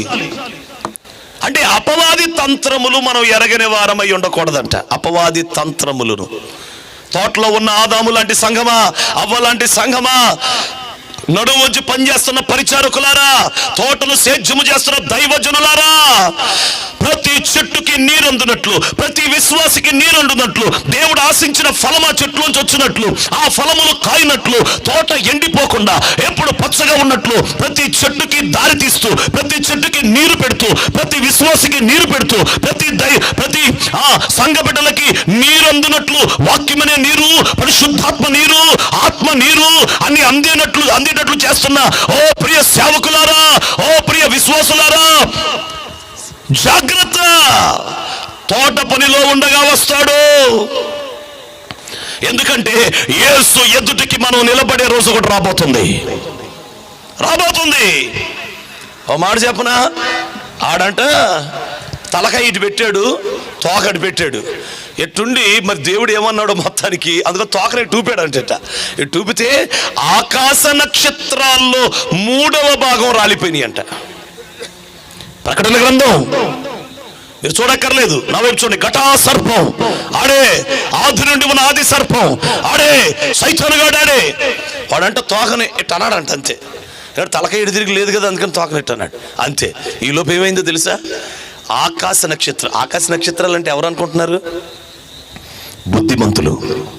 ఆకాశ నక్షత్రాలు అంటే ఎవరు అనుకుంటున్నారు? ఎందరిని దేవుని మార్గం వైపు తిప్పుతూ మంచి మార్గంలో నడిచేటట్టు చేస్తున్నారు. వాళ్ళు ఆకాశ నక్షత్రంలో జ్యోతుల వలె ప్రకాశిస్తున్నాడు. అంటే టార్గెట్ అంతా దేని మీద? చేతితో కాదు ఇట్ట అనేది నక్షత్రాన్ని, తోకతో అన్నాడంటే ఇట్ట తోక టూపాడంట తోకని. ఆడి ఎక్స్పీరియన్స్ అండి. ఆదాం దగ్గర నుంచి ఆడు ఎంతమందితో ఉన్నాడు, ఆడి ఎక్స్పీరియన్స్. అబ్రహాముని ఎదుర్కొన్నాడు, ఇస్సాకుని ఎదుర్కొన్నాడు, పెద్ద పెద్దోళ్ళని ఎదుర్కొని ఇప్పుడు నీ దగ్గరికి వచ్చి అమ్మా మొగల రేకులు చూస్తావా అంటున్నాడు. ఆడు పెద్ద పెద్దోళ్ళు అందరి దగ్గరికి వెళ్ళి వచ్చిన తర్వాత నీ దగ్గరికి వచ్చాడు. ఆడు అందరినీ చూసి వచ్చాడు నీ దగ్గరికి. హల్లెలూయా. అందరి దగ్గరికి వెళ్ళి వచ్చి నీ దగ్గరికి వచ్చి బిగ్ బాస్ బాలేదా అంటున్నాడు, జబర్దస్త్ బాలేదా అంటున్నాడు. బాగానే ఉంది అందుకే చూస్తున్నా. మా ఊళ్ళో పిల్ల ఉంది. ఆ పిల్ల అనగానే అందరూ అంటారు కార్తీక దీపం అంటారు. ఎందుకంటే ఆ పిల్ల కార్తీక దీపం అంటే కార్తీక దీపం అని ఎంత ఇష్టమో ఆ పిల్లకి. సీరియల్ అండి ఇవన్నీ, సినిమా సీరియళ్ళు ఇవన్నీ. వీళ్ళకి తెలియకుండా ఎందుకుంటుంది అసలు. అందుకే దొంగకి తేలు కొడుతుంది కదా. ఇప్పుడు దొంగకి తేలు కుట్టినప్పుడు ఆడు ఏం చేస్తాడు అంటాడు, అంటే ఆడ ఎందుకంటే గబ్బుకి నరిశారనుకో దొరికిపోతాను బాబా అని తేలు కుట్టేస్తుంది దొంగ. ఇప్పుడు దొంగకి తేలు కొడతా ఉంటుంది. హల్లెలూయా. నువ్వు జాగ్రత్తగా మనసు పెట్టి ఆలకించినట్లయితే దేవుని చేతులు నన్ను బాగు చేసినాయండి, ఆయన చేతులతో నాకు మేలు జరిగిందండి, నాకు ఉపకారం జరిగిందండి, ఆయన నాకు సహాయం చేశాడండి. అసలు మట్టి అయిపోయిన నా బతుకుని మరలా మాంసం ఇచ్చి లేక మహిమనిచ్చి నన్ను నిలబెట్టాడండి, చచ్చిపోయి నన్ను బతికించాడండి, మట్టి అయిపోయి నన్ను పైకి లేపాడండి, నాకు ఉపకారం చేశాడండి, తోటనిచ్చాడండి, తోటలో పనిచ్చాడండి, తోటలో నిలిపాడండి. అవునమ్మా, అలాగైతే జాగ్రత్త వస్తాడు. నువ్వు కృప పొందావా, నువ్వు కృపను అనుభవించావా, అగోడు వస్తాడు. వాడిని కనిపెట్టుకుని ఉండాలి. ఆడితో ఎక్కువ మాటలు పెట్టుకోబాకు, అనగా టీవీ దగ్గర ఎక్కువ కూర్చోబాకు. టీవీ దగ్గర కూర్చున్నావు అంటే ఆడితో మాటలు పెట్టుకున్నట్టే, సినిమా దగ్గర కూర్చొని ఆడితో మాటలు పెట్టుకున్నట్టే, సెల్ ఫోన్ తెగ చూసేస్తున్నావు అంటే ఆడితో మాటలు పెట్టుకున్నట్టే. ఇక ఇలా జాగ్రత్తగా మనము నడవలసినటువంటి కాలములో వచ్చాం. ఇది దేవుని రాజ్య సువార్త. జాగ్రత్త జాగ్రత్త జాగ్రత్త నేను ప్రకటిస్తూ ఉన్నాను. దేవునికి స్తోత్రం. హల్లెలూయా. ఏ దిక్కు నుంచి వస్తున్నాడో ప్రభా నాకు జ్ఞానం ఇవ్వయ్యా, నాకు కృపనివ్వయ్యా, నాకు తెలివినివ్వయ్యా, నాకు జ్ఞానం ఇవ్వయ్యా, నాకు ఆలోచన ఇవ్వయ్యా, సాతాన్ని గుర్తుపట్టగలిగిన కృప నాకు ఇవ్వయ్యా. స్తోత్రం చెప్పండి. ఓ రోజున 900 ఇనుప రథములు కలిగిన 900 ఇనుప రథాలు కలిగిన సిసిరా అనే సేనాధిపతి దెబోరా చేతుల నుంచి తప్పించుకొని పరుగులు తీశాడు. అప్పుడే అన్ని జనుల్లోంచి ఇశ్రాయేలులోనికి తమ గుడారాన్ని మార్చుకున్న యాయేల్ అనే ఒక స్త్రీ షెకెము దగ్గర గుడారం వేసుకుందంట. వేసుకొని ఉండగా ఆమె పనులు చేసుకుంటుంటే ఇటు పరిగెత్తుకొని ఇక్కడ మా చుట్టాలు ఉంటారు, మా ఇంటి పేరటోళ్ళు ఉన్నారు అని, ఆ ఇంటి పేరటోళ్ళు ఉన్న చుట్టాలు ఉన్నారు ఆడు దూరాడు. అమ్మ నేను పలానా అనేది పాపం. లోపలికి వెళ్ళిన తర్వాత అమ్మ దాహం వేసేస్తుంది, కొంచెం పాలు ఇవ్వమ్మా, అమ్మ మజ్జిగ ఇవ్వమ్మా అని చెప్పాడు. గొంగలు కప్పుకొని ఎవరు నొత్తి నేను ఉన్నానని చెప్పమాకమ్మా అని చెప్పాడు. ఈ లోపు ఆమె ఆ ఇంట్లో అటు ఇటు తిరుగుతుంది. ఒక స్వరం వినపడుతుంది, నీ ఇంటికి వచ్చినోడు ఎవరో తెలుసా యాయేలు అని. ఎవరు నాతో మాట్లాడుతున్నారు? ఎవరయ్యా? నీ ఇంటికి వచ్చినవాడు. నువ్వు ఏ ప్రజలకు యుద్ధకు వచ్చావో, ఏ జనుల మధ్యకు నువ్వు నీ జనుల మధ్య నుంచి వేరుపడి వచ్చావో, ప్రత్యేకించబడి వచ్చావో, ఆ ఇశ్రాయేలు దేవుడైన యెహోవాకి నీ ఇంటికి వచ్చినోడు శత్రువు అని చెప్పగానే, అవునయ్యా నీకు శత్రువు అయితే నాకు శత్రువేనయ్యా, లేచి మేకు తీసుకో, పనివాని సుత్తి తీసుకో, వాడి తల పగలగొట్టు అన్నాడు దేవుడు. అవునయ్యా, అయ్యా మా బంధువు అన్నారు, మా ఇంటి పెరటోళ్ళు అన్నారు, మా ఇంటికి వచ్చాడయ్యా, చాలా పెద్దోడయ్యా, సేనాధిపతి అయ్యా, సిసిరా అయ్యా, మాకు తెలుసయ్యా. అవన్నీ నాకు నీకంటే ముందు తెలుసు. అర్జెంటుగా తల పగలగొట్టేయి. నువ్వు కొంచెం లేట్ చేసావా ఆడు మీ కుటుంబాన్ని తల పగలగొట్టేస్తాడు. కొట్టేయి, తల పగలగొట్టేయి, త్వరగెళ్ళు ఆడు గొంగలు కప్పుకొని కొరక తీస్తున్నట్లు అని. ఈలోపు పనివాని సుత్తి మేకు తీసుకుంది, ఇక్కడ కణత దగ్గర కరెక్ట్గా పెట్టింది. కణత దగ్గర ఇటు పెట్టింది, కణత దగ్గర పెట్టింది. ఎవరికైనా మేకు సూది ఈ చర్మాన్ని గుచ్చుకుందనుకో మెలకు వస్తుందా రాదా? అసలు ఆ తల్లి అట్ట పెట్టిందో కానీ నాయన. మొత్తానికి నేను అనుకుంటాను ఇట్ట చూస్తే గ్యాప్ ఉంటుందేమో, ఇట్ట ఆ చర్మానికిను ఆ మేకుకి ఇట్ట చూస్తే గ్యాప్ ఉంటుందేమో, కొంచెం నూలు పోగంత వెంట్రుక వాసంత గ్యాప్లు ఇలా పెట్టి. ఆ చేతికి ఎంత అభిషేకం ఉందో తెలియదు కానమ్మా, సుత్తి తీసుకొని ఒక్కసారిగా అని కొట్టింది అంతే. తల పగిలి అని చచ్చిపోయాడు అంతే ఒక్కసారిగా. వెంటనే వాక్యం చెప్తున్న సంగతి ఏంటో తెలుసా? గుడారములో ఉన్న స్త్రీలలో యాయేలు ఆశీర్వదించబడిన స్త్రీ అని. చప్పట్లు కొడుతూ దేవుని మహిమ చెల్లిద్దాం. హల్లెలూయా. ఇప్పుడు చెప్పండి, వేరు పడింది, నాకు దేవుడు కావాలని వచ్చింది, నాకు ప్రభువు కావాలి, నాకు ఇశ్రాయేల్ ప్రజలు కావాలి, నాకు ఈ లోకం వద్దు అని చెప్పి వేరుపడి కెయ్యనీయులలో నుండి, కెయ్యనీయులు అని ఉంటుంది న్యాయాధిపతుల గ్రంథంలో, కెయ్యనీయులలో నుండి వేరుపడి ఇశ్రాయేలు ప్రజల మధ్యకు వచ్చి గుడారం వేసుకుంటేనంట అక్కడికి వచ్చేసాడండి సైతాను గాడు. వీళ్ళు కనుక అమ్మో ఇక్కడికి ఎందుకు వచ్చావు, అసలు నువ్వు ఇక్కడికి ఎందుకు వచ్చావు, మేము ఇప్పుడు ఇశ్రాయేలు వాళ్ళు నువ్వు వెళ్ళిపో అంటే దెబ్బకి వీళ్ళని చంపేసేసి తలుపులేసుకుని లోపల ఉండేవాడు. మొత్తానికి దేవుడు అన్నాడు, వాడి తల పగలగొట్టాయి. అంటే నువ్వు గనక దేవుని పక్షాన నిలబడి నీవు దేవుని యొద్ద గనక ఆయన పాదాల దగ్గర ఉంటే నీకు ఖచ్చితంగా నడిపింపును దేవుడు అనుగ్రహిస్తాడు, ఒక ప్రేరేపణ నీకు అనుగ్రహిస్తాడు, ఒక ఆలోచన నీకు అనుగ్రహిస్తాడు. ఆ ఆలోచనతో నేను నడుస్తావు. నిడదవోలులో ఒక కుటుంబం ఉన్నారు, సేవ చేస్తూ ఉంటారు. పాస్టర్ డేవిడ్ ఫ్రాన్సిస్ గారు అని పరిచయం చేస్తూ ఉంటారు. వారితో మాకు బాగా పరిచయం ఉంది. IFJ ప్రార్థన విజ్ఞాపన ఉద్యమంలో వారు కూడా ఒక ప్రార్థన చేసే సేవకులు. అయితే వారికంటే ఒకరోజు దుబాయ్, అమెరికా, ఇజ్రాయెల్ దేశం నుంచి ఒక ఫోన్ వచ్చిందంట. అక్కడ ఉన్నటువంటి ఒక తల్లిగారు ఫోన్ చేసి, అమ్మ నేను నీకు గిఫ్ట్ పంపించాను, మీరు కాలేజీలోకి వెళ్ళి సువార్త చెప్తారు కదా, అక్కడికి వెళ్ళినప్పుడు పలానోళ్ళ దగ్గర డాక్టర్ దగ్గర ఉంటుంది, మీరు వెళ్ళి ఆ డాక్టర్ దగ్గర గిఫ్ట్ తీసుకోండి అన్నారంట. ఈమె ప్రార్థన చేసిందంట. ఈ సహోదరి కృపమ్మ ప్రార్థన చేసిందంట. ప్రార్థన చేస్తే నడిపింపు అందుతుందంట. ఏమనంటే ఆ గిఫ్ట్ తీసుకోవద్దు, అది మనకొద్దు అనిపిస్తుందంట. పాస్టర్ గారితో చెప్పిందంట, అయ్యా నాకు ఎందుకో వద్దు అనిపిస్తుంది. నీకు వద్దు అని నడిపింపు వస్తే వద్దు. మనకి ఇజ్రాయెల్ దేశం నుంచి అంటే ఎవరన్నా ఏమనుకుంటారు, ఇజ్రాయెల్ దేశం నుంచి ఏం పంపించారో మనం తీసుకుంటే బాగుండు అని అనిపిస్తుంది. బిలాము లాంటి వాళ్ళకైతే అనిపిస్తుంది. మొత్తం మీద ఆ నడిపింపు ఎప్పుడైతే వచ్చిందో ఈమె అక్కడికి వెళ్ళి డాక్టర్ గారితో చెప్పిందంట, అమ్మ మీకు గిఫ్ట్ వచ్చిందమ్మా, ఈ గిఫ్ట్ తీసుకోండి అని చెప్పిందంట. అమ్మ నాకొద్దు అని. అదేంటమ్మా అసలు ఇశ్రాయేల్ దేశం చాలా బాధపడిద్దమ్మా, మీకు చాలా మంచి గిఫ్ట్ ఏదో పంపించిందంటే తీసుకోండి అంటే వద్దు అని చెప్తే ఆ కవర్ అక్కడే పడేశారంట. తర్వాత వెనక్కి పంపించేశారు. ఆ గిఫ్ట్ని వెనక్కి పంపించేశారు. వాళ్ళ దగ్గరికి వెళ్ళిపోయింది. ఆ తర్వాత తెలిసిన సంగతి ఏంటంటే వీళ్ళు ఆ దేశంలో, ఆ ప్రాంతంలో వీళ్ళు సారా అమ్ముతా, విస్కీ, బ్రాందీలు అమ్ముతా, ఆ అమ్మే ద్వారా వచ్చినటువంటి డబ్బుల్లో దశంభాగం తీసిందంటావా. సారా, మందు, ఈ ఆమె డబ్బులు, అందులో ₹1,00,000 పంపించిందంట. కవర్లో ఎంత వచ్చినాయమ్మా? ₹1,00,000. కానీ ఏమనిందంట తెలుసా? మాకు అక్కర్లేదనిందంట. స్తోత్రం చెప్పండి. ఆమె దాన్ని వద్దనింది. ఆ తర్వాత దేవుడు ఇవ్వవలసిన దారిలో వాళ్ళ అవసరతలను దేవుడు తీర్చేశాడు. మందిరం కట్టుకున్నారు, పెద్ద చర్చి కట్టుకున్నారు, ప్రతి అవసరం తీరింది. 2 కార్లు ఉన్నాయి. అన్ని విశ్వాసంతోనే దేవుడు ఇచ్చాడు. నేను వెళ్ళినప్పుడు ఆ సాక్ష్యం చెప్పింది. మొన్న నేను యూత్ మీటింగ్స్లో వాక్యం చెప్పడానికి వెళ్తే, అన్నయ్య ఇలా జరిగింది, నేను వద్దని చెప్పానన్నా, తీరా చూస్తే అది అక్రమ సంపాదనతో పంపించిందంట. అక్రమమైనటువంటిది అంటానా. మరి నాకు భయం వేసింది. దేవుడు నాకు ఆ నడిపించాడంటే మనకు ఆ నడిపింపు ఉండడమే కృపమ్మ. అసలు ఆ నడిపింపు మనకు దొరకటమే. నేను అంటున్నాను, నువ్వు నడిపించబడుతున్నావా?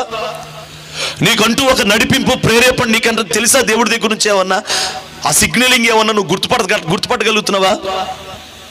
ఆ నడిపింపు ఇక్కడ యాయేలుకు రాకపోతే ఏంటి పరిస్థితి? ఆ నడిపింపే లేకపోతే శత్రువు ఏం చేసేవాడు?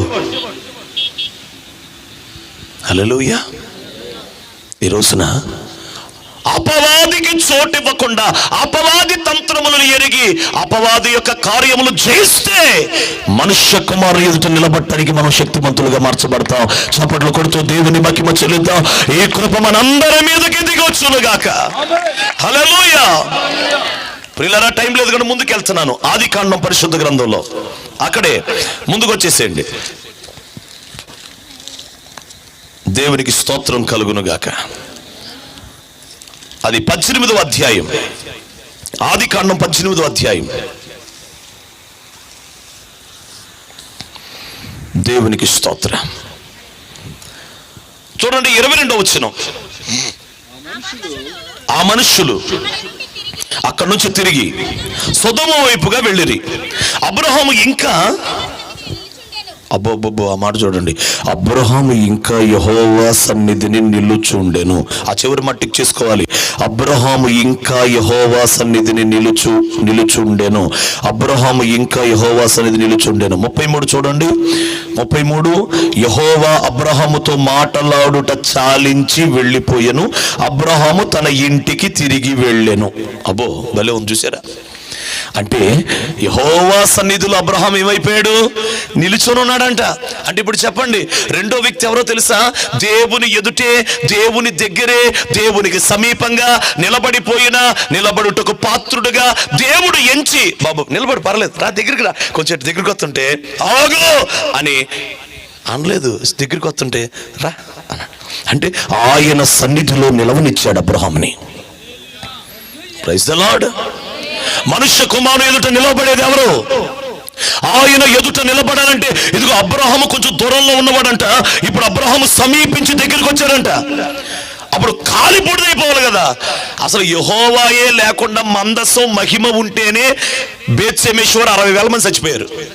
ఇక్కడ స్వయంగా దిగొచ్చింది ఎవరంటే యెహోవాయే. అసలు యావే ఎలోహీం ఎల్ షదాయ్ దిగొచ్చేసాడు ఆయన. ఇప్పుడు ఆయన మాట్లాడుతుంటే ఆ సన్నిధిలో నిలుచొని ఉండంట. ఇంకొంచెం సమీపిస్తున్నాడంట, దగ్గరికి ఇంకొంచెం వస్తున్నాడంట. అయినా ఏమనట్లా. అంటే ఇప్పుడు చెప్పండి, రెండో వ్యక్తి దేవుని ఎదుట నిలబడిన వ్యక్తి ఎవరు? అనండమ్మా, నాన్న అనండి, నాన్న తమ్ముళ్ళు గట్టిగా హల్లెలూయా. అబ్రహాం గురించి ఒకే మాట. నా వైపు చూడండి. అబ్రహాం గురించి ఒక మాట. అబ్రహామా, నీ ఒక్కడై ఉన్న నీ కుమారుని నువ్వు తీసుకెళ్ళి బలర్పించాయి. నేను చూపించే దేశానికి వెళ్ళి పర్వతానికి వెళ్ళి ఆ పర్వతం మీద కొండ మీద అతన్ని బలర్పించాయి. ఏమన్నాడు తెలుసా? చిత్తము ప్రభువా అన్నాడు. ఏమన్నాడమ్మా? చెప్పట్లేదు ఎవరో. అసలు చిత్తం ప్రభువా అంటాం అబ్రహాంకి చాలా అలవాటు. అసలు ఫస్ట్లో నీ దేశం నుంచి, నీ తండ్రి నుంచి బయలుదేరంటే చిత్తం, ఇక్కడ గుడారం ఏంటే చిత్తం, ఈ దేశంలోనే ఉండంటే చిత్తం, అక్కడికి వెళ్ళంటే చిత్తం. అసలు అబ్రహాంకు తెలిసింది. బాబు నాన్న వినాలి, అది చెప్పండి రా. హల్లెలూయా. వాక్యం చెప్తావేంటి కుర్రాడు? నాన్న వాక్యం చెప్తావా? నిన్నేరా స్వతండి సీరియస్గా. దేవునికి స్తోత్రం. హల్లెలూయా. స్తోత్రం చెప్పండి. హల్లెలూయా. అయినా జాగ్రత్తగా మాట్లాడుకోబాకండి అబ్బాయిలు. రైట్. ప్రతి విషయములో చిత్తం ప్రభువా, చిత్తం ప్రభువా, చిత్తం ప్రభువా. చివరికి కన్న కొడుకుని బలర్పించేయమంటే కూడా చిత్తమేనంట. నా మాట ఏంటో తెలుసా? ఎవరైనా ఎదుటి నిలబడగలరంటే దేవుని చిత్తమును ఎవరు చేస్తారో వారు దేవుని ఎదుటి నిలబడతారు. స్తోత్రం చెప్పండి గట్టిగా. హల్లెలూయా. ప్రభువా ప్రభువు అని ప్రార్థించేవాడు పరలోకంకి వెళ్ళాడు. దేవుని చిత్తం. అబ్రహాం అనే సన్నిధిలో నిలిచి ఉన్నాడంటే కారణం ప్రతి విషయంలో దేవుని చిత్తం, దేవుని చిత్తం, దేవుని చిత్తం, దేవుని చిత్తం. ఒక రోజున విపరీతమైన కొల్ల సొమ్ము వచ్చిందండి. విపరీతమైన కొల్ల సొమ్ము. 5 రాజులను జయించి వచ్చేస్తున్నాడు, సంహారం చేసి వచ్చేస్తున్నాడు. వాళ్ళ డబ్బు మొత్తం సంచులు సంచులు మోసుకొని వస్తున్నారు. ఊపిల మీద వేసుకొని ఎట్టు కొల్ల సొమ్మును మోసుకొని వస్తున్నారు. కొల్ల సొమ్ముని అబ్బో తీసుకొచ్చి మొత్తం అక్కడ వేసారంట. వేసి సొదొమరాజుతో అన్నాడు, నువ్వు ఇవన్నీ బహుమానం తీసుకెళ్ళిపో అన్నాడు సొదొమరాజు. అప్పుడు అంటాడు అబ్రహాం, ఒక్క నూలు పోగైనా చెప్పులు వారైనా నాకు అవసరం లేదు, నీ వల్ల నేను ఆశీర్వదించబడ్డానని పేరు రాకూడదు అని ఆ ధనం అంతా కూడా సొదొమరాజుకి ఇచ్చేసి నాకు అక్కర్లేదని తిరిగి వచ్చేసాడు. ఎలీషా ప్రవక్త నయమాన్ తెచ్చిన బహుమానం డబ్బు నాకు అక్కర్లేదు అన్నాడు. దేవునికి స్తోత్రం. హల్లెలూయా. బిలాం ప్రవక్త నాకు కావాలన్నాడు. దేవుని చిత్తములో లేని ఒక రూపాయి కూడా అక్కర్లేదు, దేవుని చిత్తంలో ఉన్న 1 కోటి రూపాయలు కూడా మనకు కావాలని చెప్పి ఒక దైవజనుడు అన్నాడు నాతో. దేవునికి స్తోత్రం. దేవుని చిత్తంలో లేని రూపాయి కూడా మనకొద్దు, దేవుని చిత్తంలో ఉన్న 1 కోటి రూపాయలైనా మనకు కావాలన్నాడు. దేవునికి స్తోత్రం. ఆ చిత్తంలో లేని రూపాయి కూడా వద్దు. ప్రభువా ప్రభు అని ప్రార్థించటం కాదంట, ఆయన చిత్తం చేయాలి. దేవుని చిత్తమును జరిగించినటువంటి అబ్రహాం ఎక్కడికి వెళ్ళమంటే అక్కడికి వెళ్తాడు, ఏ చోటుకి వెళ్ళమంటే ఆ చోటుకి వెళ్తాడు, ఎక్కడ నిలబడమంటే అక్కడ నిలబడతాడు, ఏం చేయమంటే ఎవరిని చంపేమంటే ఆయన చంపేస్తాడు. హాగర్ని 13 సంవత్సరాలండి కాపురం చేశాడు. హాగర్తో ఇష్మాయిల్ పుట్టాడు, పెద్దోడు అవుతున్నాడు. దేవుడు ఆ శారమ్మనింది, పంపించేయి దాసిని దాని కుమారుని పంపించేయాలి. రాత్రంతా ఏడిచాడు దేవుడి దగ్గర, రాత్రంతా ఏడిచాడు. ఎట్టయ్యా 13 సంవత్సరాలయ్యా, ఏం గొడవ, ఏం చేయదయ్యా, ప్లీజ్ అయ్యా, ఏదో మాట్లాడుతున్నాడు. పొద్దున్నే దేవుడు ఏమన్నాడు తెలుసా? శారా మాట విను అన్నాడు. శారా చెప్పించి అన్నాడు. అంతే, గాడిది గంత కట్టాడు, ఆహారం ఇచ్చాడు, హాగర్ని పంపించాడు. 13 ఏళ్ళ బంధాన్ని దేవుడి కోసం ఆ ఇష్మాయేలు సంతతి, ఇష్మాయేలు హాగర్ అక్కడ ఉండకూడదని చెప్పి దేవుడు చెప్తే 13 ఏళ్ళ సంబంధాన్ని కూడా తెంపుకున్నాడు. అది దేవుని చిత్తం చేయటం అంటే. మా ఊర్లో ఒక ఆయన ఉన్నాడు, మా ఊరు అంటే విజయవాడ. ఆ ఊర్లో ఒక ఆయన ఉన్నాడు, ఆయనకి 5గురు. ఎంతమంది? 5గురు. ఆయన పేరేంటో తెలుసా? దేవునికి స్తోత్రం. ఈ వీడియో ఎక్కడికి పెట్టబాకండి నాన్న, దీన్ని జాగ్రత్త దాచిపెట్టాడు. దేవునికి స్తోత్రం. ఇక్కడ రికార్డింగ్ చేస్తున్నారు. మా ఊర్లో ఉంటాడు ఆయన, ఈ ఊర్లో తిరగని ఆ ఊరికి రాని బాకి. దీన్ని జగన్మోహన్ రావు ఆయన పేరు. అసలు జగన్మోహన్ రావు అంట ఆయన పేరు. అందుకే 5గురు ఉన్నారు ఆయనకి. 5గురు భార్యలు అయితే, ఒక ఆమెకేమో పాల బూతు, ఒక ఆమెకేమో ఇంకో బూతు, ఒక ఆమెకేమో ఇంకో కృష్ణాలు కొట్టు, ఒక ఆమెకేమో ఇంకోటి, మొత్తం అందరిని తీర్చి అందరికి పెళ్లి చేస్తున్నాడు చక్కగా. ఓ రోజు నన్ను పిలిచాడు, ప్రార్థన పెట్టాలయ్యా, మా అల్లుడికి కొంచెం నోరు రావట్లేదు, ప్రార్థన పెట్టాలయ్యా అని. సరే వెళ్ళి ప్రార్థన పెట్టా. ప్రార్థన పెడితే ప్రార్థన పెట్టిన 15 రోజులకి మాట రాని వ్యక్తికి మాట రావటం మొదలయ్యింది. మాట ఆగిపోయింది. అంటే తల్లి గర్భంలో ఉంది మాట, కానీ సడన్గా ఆగిపోయిందంట నోటి మాట. నరాలు అయ్యో చచ్చిపోయి అన్నారు. మళ్ళీ నోరు వచ్చేసింది, మాట్లాడేస్తున్నాడు. ఇక ఆయన అయ్యా అయ్యా అయ్యా మళ్ళీ ప్రార్థన పెట్టాలి, అయ్యా మళ్ళీ ప్రార్థన పెట్టాలి. ప్రార్థన పెట్టినప్పుడల్లా అంటున్నాను, నువ్వు అందరిని వదిలేయాలంటున్నాను. ప్రార్థన పెట్టినప్పుడల్లా, ప్రార్థన పెట్టినప్పుడల్లా నా పని, నువ్వు వడ్డీ వ్యాపారం చేయకూడదు అంటున్నా, నువ్వు అన్నీ వదిలే అంటున్నా. చూశాడు. ఇప్పుడు ప్రార్థన పెట్టించుకోవట్లా.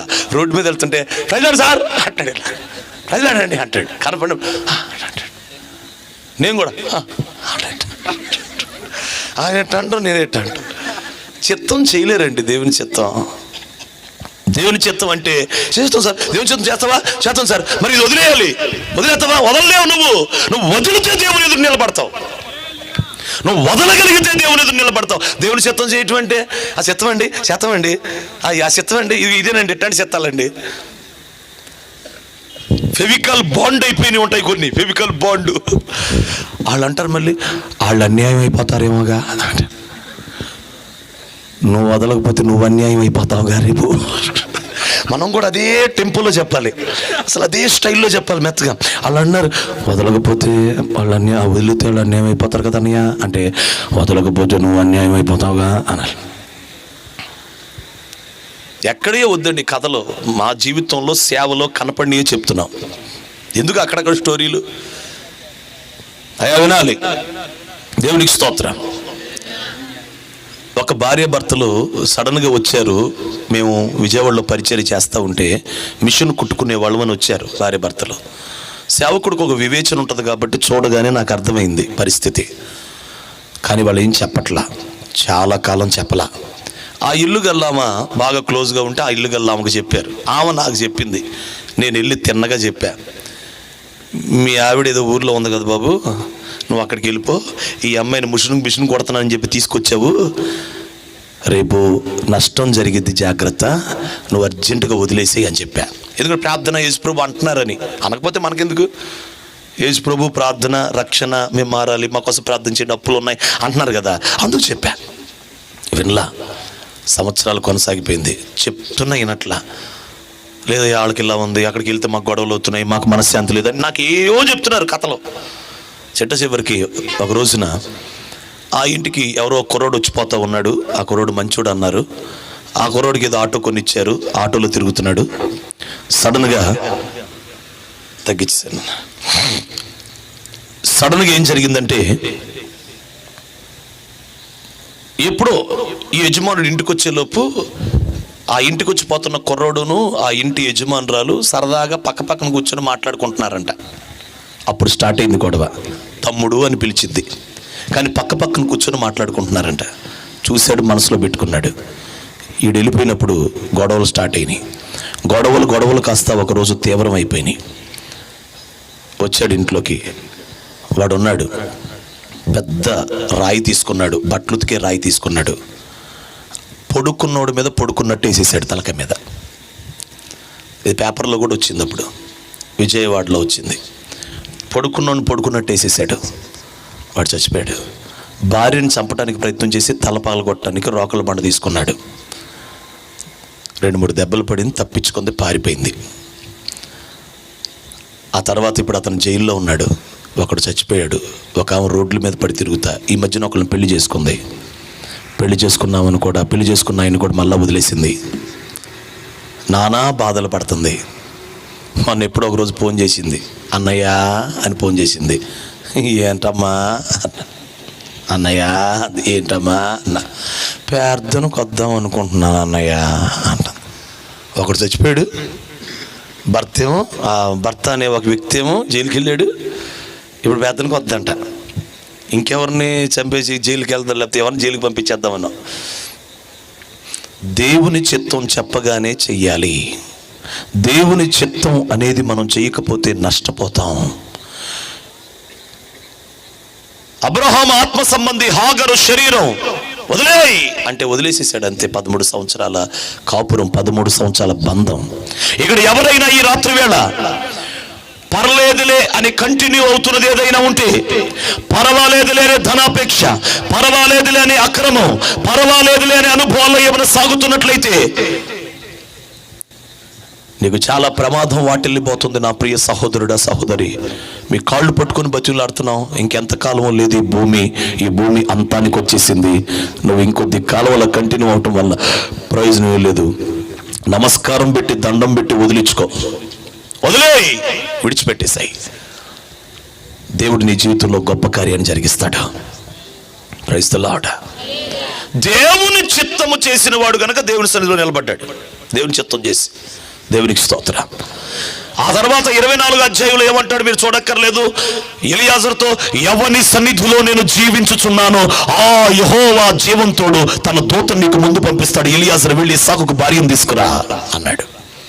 ఎవని సన్నిధిలో నేను జీవించుచున్నాను అంటే అబ్రహాం దేవుని సన్నిధిలో జీవించగలగటానికి, ఆయన ఎదుట ఉండటానికి ఎంత కృప పొంది ఉన్నాడు. కారణం దేవుని చిత్తం చేస్తున్నవాడు. Praise the lord. మీరు తీయక్కర్లా. 1 యోహాను పత్రికలో ఏముంది? ఈ లోకము దాని ఆశయు గతించిపోవును. మరి ఎవరు నిలిచి ఉంటారు? దేవుని చిత్తము చేయవారు నిరంతరము నిలిచి ఉంటారు. చప్పట్లు కొడుతూ దేవుని మహిమ చెల్లుదాం. హల్లెలూయా.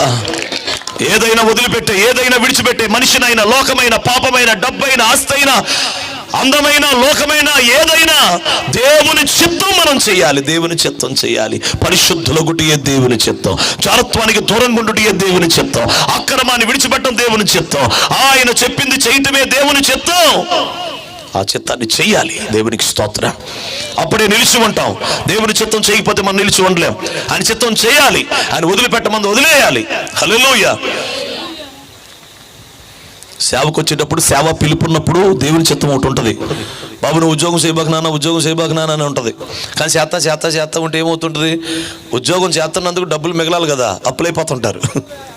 అప్పుడు అర్థమైద్ది ఏమనంటే, అయ్యో దేవుని చిత్తం మనం ఉద్యోగం చేయకూడదు కానీ చేసాం, అందుకే మనం అప్పులైపోతున్నాం అని అప్పుడు అర్థమవుతుంది. మీ ముందుకి దేవుని సన్నిధిలో నిలిచి ఉన్న, దేవుని ఎదుట నిలబడిన 2 వ్యక్తులను పెట్టాను. ఒకటేమో ఆదాం, రెండో వ్యక్తి ఏమో అబ్రహాం. దేవునికి స్తోత్రం చెప్పండి. హల్లెలూయా. 3వ వ్యక్తిని చదవండి. కీర్తనల గ్రంథం 106వ కీర్తన 23వ వచనం చూద్దాం. అప్పుడు ఆయన, అప్పుడు ఆయన అని చదవాలి, పక్కన గీత ఉంది కదమ్మా, రెండు కలిపి చదివే.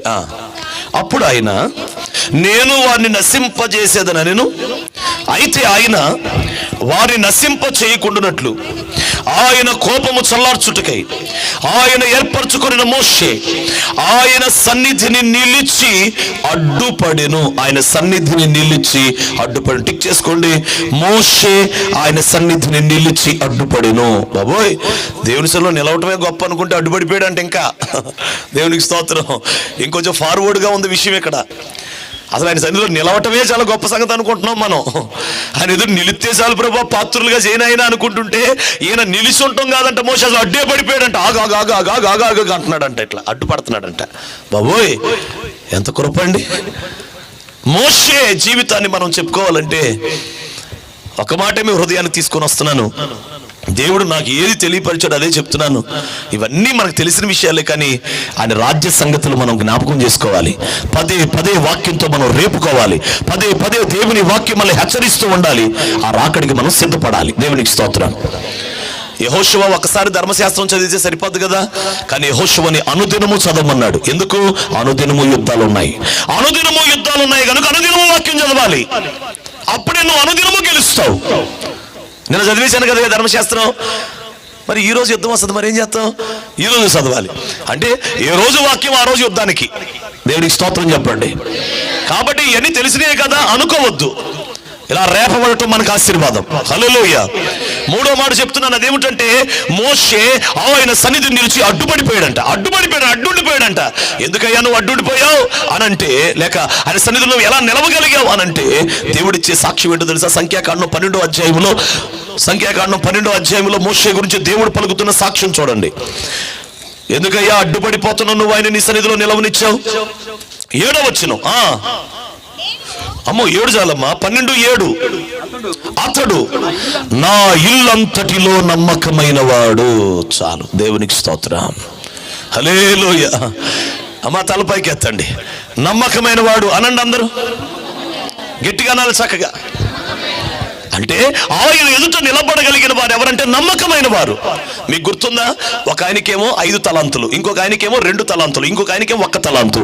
ఎవరు నిలబడగలిగారు? 5కి 5 ఏం చేశాడు? అప్పుడు ఏమన్నాడు? నమ్మకస్తుడు అన్నాడు. పాపం ఒక్కటి దాన్ని అట్లా ఆగే దాచిపెట్టుకొని వచ్చినా నేనేమన్నా, ఆయన ఏమన్నాడు? సోమరైన చెడ్డ దాసుడు అన్నాడు. ఇతనిని, ఈయన గారిని కాళ్ళు చేతులు కట్టిండు అనలా, ఈడు కాళ్ళు చేతులు కట్టినాను ఈడు అన్నాడు. అంతకుముందు ఎవరైనా దాసుడు, అంతకుముందు ఎవరైనా ఈ 1 తలాంతు పొందిన అతను దేవుని ఆస్తిని అతని చేతిలో పెట్టగలిగినంత యోగ్యుడు. అసలు పెట్టిన తలాంతులు ఏంటనుకుంటున్నారు? యజమానుడి యొక్క ఆస్తి. అంటే ఈ 3 ఆయన కూడా ఏం తక్కువైనవి కాదు. ఇతనేం పక్కన తీసేయక్కర్లేదు. యజమానుడు ఆస్తి చేతిలో పట్టుకోగలిగినంత యోగ్యుడు. కానీ 1కి 1 చెయ్యలేదు కాబట్టి నమ్మకమైన వాడు అనలేకపోయాడు దేవుడు. వీడు కాళ్ళు చేతులు కట్టేయండి అన్నాడు దేవుడు. అంటేనయ్యా మరి నువ్వు ఇలాంటోడు అలాంటోడు నేను ఎరిగి ఉండి ఇలా చేసిన. అయ్యో నీకు తెలుసా నేను ఎవరినో? మరి నేను ఎవరినో తెలిస్తే నువ్వు బ్యాంకులో పెట్టి డబ్బులు తెపోయావు, వడ్డీ తెపోయావు అన్నాడు. సావుకారుల దగ్గర పెట్టపోయావు అన్నాడు. బ్యాంకులో పెట్టమన్నాడు, వడ్డీ ఇచ్చేవాళ్ళు కదా. నువ్వు చేయలేవు తిరిగి. కాబట్టి నువ్వు బ్యాంకులో పెట్టి నీ విత్తనం చోట కోసేవాడిని అన్నావు కదా. బ్యాంకులో ఊరికి ఎత్తారు కదా డబ్బులు. 1,00,000 రూపాయలు వేసావు అనుకో, నెలకి ఎంత ఎత్తారు? మనకి ఎంత కొంత ఎత్తారు కదా, 400 300 వేస్తారు కదా. అలా నువ్వు బ్యాంకులో పెడితే నీకు డబ్బులు వచ్చి ఉండే కదా. నువ్వు 200 లేకపోతే నువ్వు దానికి ఎంత కొంత సంపాదించేవాడు బ్యాంకులో వేసి ఉండొచ్చు కదా అని అన్నాడు దేవుడు. అక్కడ విషయం ఏంటి తెలుసా? ప్రభా నువ్వు విత్తనం చోట కోయవాడు అని, నువ్వు చేసేవాడు అని నేను ఎరుగుతున్నాయ్యా అన్నాడు. విషయం ఏమిటంటే నాకంతా తెలుసు అనుకొని ఏమీ తెలియనివాడు. మళ్ళీ మీరు చెప్పండి అందరూ. అంతా తెలుసు అనుకొని ఏమీ తెలియనివాడు. పాపం అందుకే అబాస్పాలైపోయాడు. ఇప్పుడు నమ్మకస్తుడు ఎవరు? నమ్మకమైన వాడు ఎవరు? ఆయన వారి ఎదురు నిలబడ్డారు. 5కి 5 చేసిన వాడు నిలబడ్డాడు. అంటే ఇప్పుడు చూడండి, నమ్మకమైన వాడు అనండి. ఇచ్చిన దాన్ని కాపాడితే నమ్మకమైన వాడు అన్నాడా? ఇచ్చిన దాన్ని 2 చేస్తే నమ్మకమైన వాడు అన్నాడా? ఈ 3వ వాడు ఎందుకు చేయలే? మొదటి 2 ఎందుకు చేశారు? ఇతనేమో నాకు దేవుడు బాగా తెలుసు అనుకున్నాడు, ఇతడు అబాస్పాలైపోయాడు. వాళ్ళిద్దరూ మాకు తెలుసు అని చెప్పకుండానే యజమానుడు మనస్సు ఎరిగి, మా యజమానుడు మనస్సు ఏంటంటే ఆయన 5 అంతలు ఇస్తే 5 తలాంతులు ఇస్తే దానికి మరి 5 చేస్తే మా యజమానుడు సంతోషిస్తాడు అని వాళ్ళు నిజంగా ఎరుగున్నారు. డబ్బా కొట్టుకోవట్లా, చెప్పట్లా. కొంతమంది ఏం చెప్పుకుంటారు, మాకు దేవుడు తెలుసు, మాకు భక్తి తెలుసు, మాకు అది తెలుసు అంటారు. వీళ్ళే బై అని వెళ్ళిపోయేది నరకానికి. దేవునికి స్తోత్రం. ఇక అసలు అడుగులేని అగాధంలోకి బై అని రాత్రంతా అనండి, అంత ఉంటుంది నరకం.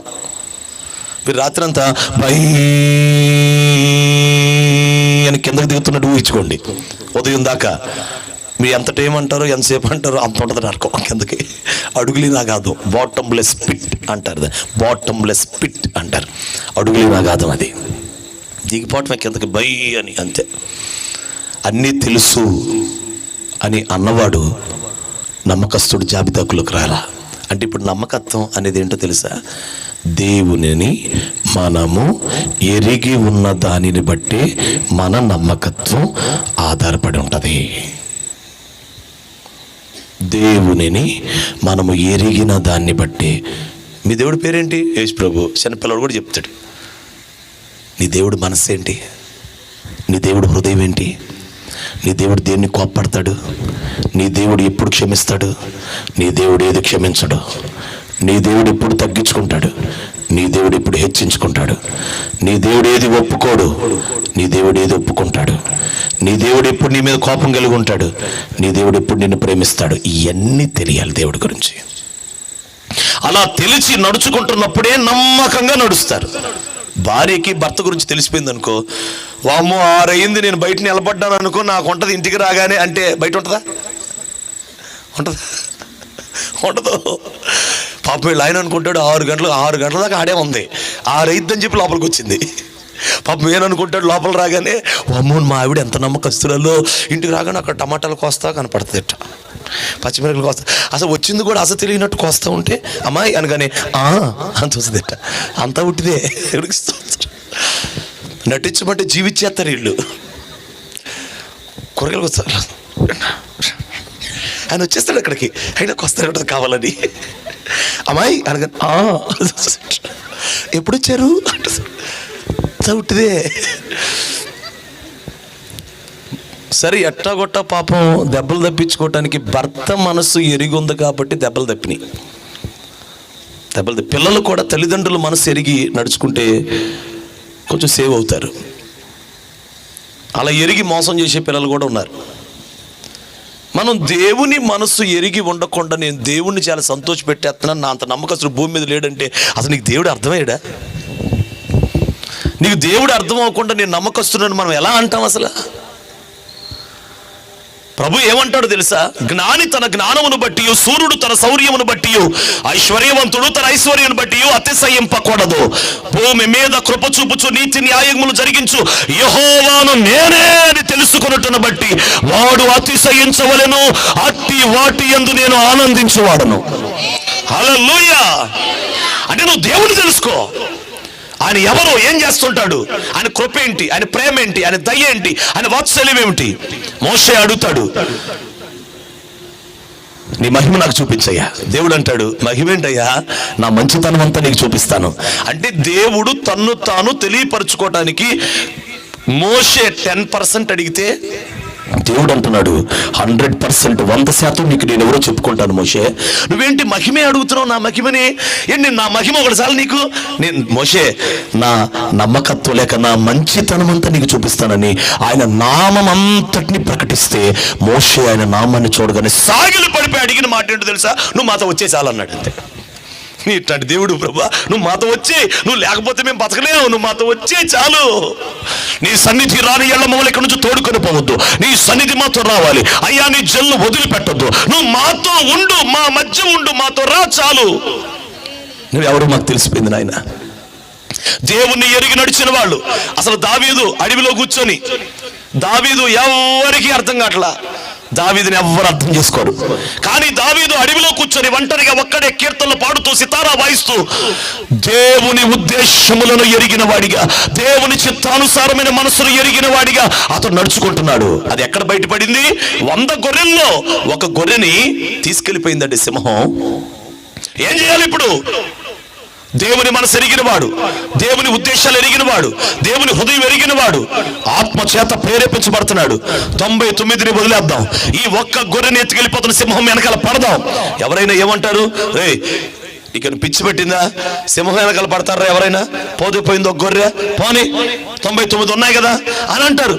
కానీ ఈ 99 గొర్రెల గురించి 100 గొర్రెల గురించి తండ్రికి లెక్కప్ప చెప్పాలి. అమ్మో నా తండ్రికి నేను లెక్కప్ప చెప్పాలి అని వెళ్ళిపోయినటువంటి, లేక తీసుకెళ్లిపోయినటువంటి అపహరించిన గొర్రె వెనకాల, ఆ సింహం వెనకాల పరిగెత్తడం మొదలు పెట్టాడు. అది దేవునికి ఇష్టమైన కార్యమయ్యింది. అందుకే దావీదు ఇలా పరుగులెత్తడం మొదలు పెడితే ఇప్పుడు దావీదు కాళ్ళు కాదు, దావీదు కాళ్ళ స్థానంలో యూదా గోత్రపు సింహపు కాళ్ళను దేవుడు ఇచ్చేశాడు. యూదా గోత్రపు సింహముగా ఆయన పరుగులు తీయటం మొదలు పెట్టాడు. ఎందుకంటే సింహాన్ని పట్టుకోగలిగింది ఒక సింహమే. ఏ పిల్లి పట్టుకుంటుందా? ఏది పట్టుకుంటది? సింహమే పట్టుకోవాలి. అందుకు ఆ కాళ్ళని, దావీదు కాళ్ళని దేవుడు అభిషేకించేశాడు, కృపనిచ్చేశాడు. పెద్ద అంగలు వేసుకొని వెళ్ళిపోతుంటే అది అనుకుంటుంది గొర్రెను కలుసుకొని ఇటు వెనక చూసి, ఈ అడవిలో నేనే కదా బాగా పరిగెత్తేది, నాకంటే పెద్దది ఇప్పుడు వచ్చిందిరా అనుకుంటా. ఆ పెద్ద బడా బడా అని వచ్చేస్తున్నాడు దావీదు. వెనక్కి తిరిగి చూస్తే దావీదు కనపడట్లా, యూదా గోత్రపు సింహం కనపడుతున్నాడు.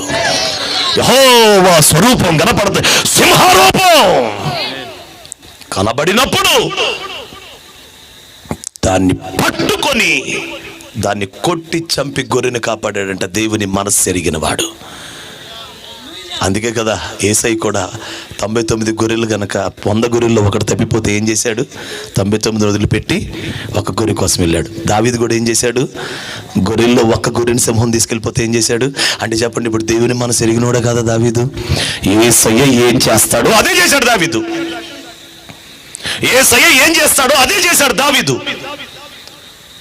ఈరోజు సంఘంలోనైనా అంతే, సేవకులుగా మేమైనా, విశ్వాసులుగా మీరైనా, ఒక గొర్రె తప్పిపోతుందంటే వాళ్ళ గురించి చాలా పట్టించుకోవాలి. అది దేవుని మనస్సు. ఒక గొర్రె సింహానికి దొరికింది, పాపానికి దొరికింది, సైతానికి దొరికింది, చీకటికి దొరికింది, అయ్యో కలిసి చంపేస్తున్నారు అన్నప్పుడు వాళ్ళ వెనకాల మనం పరిగెత్తి వాళ్ళు ఎలాగన్నా కాపాడాలని ప్రయత్నం చేయాలి. దేవుని మనస్సు. దావీదు రాజు అయిపోయాడు. రాజుగారు కోట కట్టేశారు. ఓ రోజు పడుకున్నాడు, అలా పైకి చూస్తుంటే దేవదారం రానుతో కట్టిన ఇంటిలో నేనున్నాను, అయ్యో గుడారం మందసమేమో గుడారం డేరాలో ఉంది అని బాధపడ్డాడు. మందిరం కట్టేద్దామయ్య అనుకున్నాడు. దేవుడు అన్నాడు, నువ్వు కాదు, నీ కడుపును పుట్టిన బిడ్డతో నేను కట్టిస్తాను, నీ కొడుకు కడతాడు అన్నాడు. ఒక రోజున యెబూసీల మీదకి యుద్ధానికి వెళ్ళాడు. కొండని గెలిచాడు. యెబూసీలను వెళ్ళగొట్టాడు. దానికి పేరు సియోను కొండ అని పేరు పెట్టాడు. సియోను పురం అని పేరు పెట్టాడు. దావీదు పురం అని పేరు పెట్టాడు. అది యెహోవాకి ప్రతిష్ఠించగానే యెహోవా అంటాడు, ఇది నేను కోరిన స్థానం అంటాడు దేవుడు. నీకు ఎవరు చెప్పారు దావీదు? నాకు అనిపించిందండి అలాగా. నీకేంటంటే నాకు ఎందుకో ఫస్ట్ నుంచి దేవుడి మనసు నాకు అర్థమవుతుంటుంది. నాకేంటో దేవుని ఉద్దేశాలు తెలుస్తూ ఉంటాయి. నీకేమన్నా ప్రవచనం చెప్పారా? చెప్పలేదయ్యా. నీకు కళ వచ్చిందా? లేదయ్యా. నీ దర్శనం వచ్చిందా? లేదయ్యా. మరి ఏంటి? నాకు అర్థమవుతుంటుందండి. నువ్వు యెబూసీల మీదకి ఎందుకు యుద్ధంకి వెళ్ళావు? నాకు అది దేవుడు నివసించే స్థలం అని నాకు అనిపిస్తుందయ్యా, అందుకే వెళ్ళా. అడగకుండానే సియోనుని దేవునికి ఒక బహుమానంగా గిఫ్ట్గా సంపాదించి దేవుడికి ఇస్తే, ఇది నేను కోరిన స్థానం, ఇక్కడే నేను నివసిస్తానని దేవుడు వచ్చేసాడంట అక్కడికి. Praise the Lord. అమ్మా, దేవుని ఉద్దేశాలు ఎరిగి నడిచేవాళ్ళు లేరి. ఎవరు నమ్మకస్తులు? దేవుని మనసు ఎరిగి నడిచేవాడు నమ్మకస్తుడు. పై రూపానికి నమ్మకస్తులు కాదు, ఆయన మనస్సు ఎరిగి. ఆయన మన ప్రార్థన విషయమైన మనస్సు ఏంటి? మన ఉపవాసాల విషయమైన మనస్సు ఏంటి? మన పరిశుద్ధత విషయమైన మనస్సు ఏంటి? మనం చేయవలసిన పరిచయ విషయమైన మనస్సు ఏంటి? మన స్వభావం విషయమైన మనస్సు ఏంటి? దేవుని మనసు ఎరిగి నడుచుకోవాలి. మోషే దేవుని మంచితనమంతా తెలుసుకున్నవాడు. Praise the Lord. హల్లెలూయా.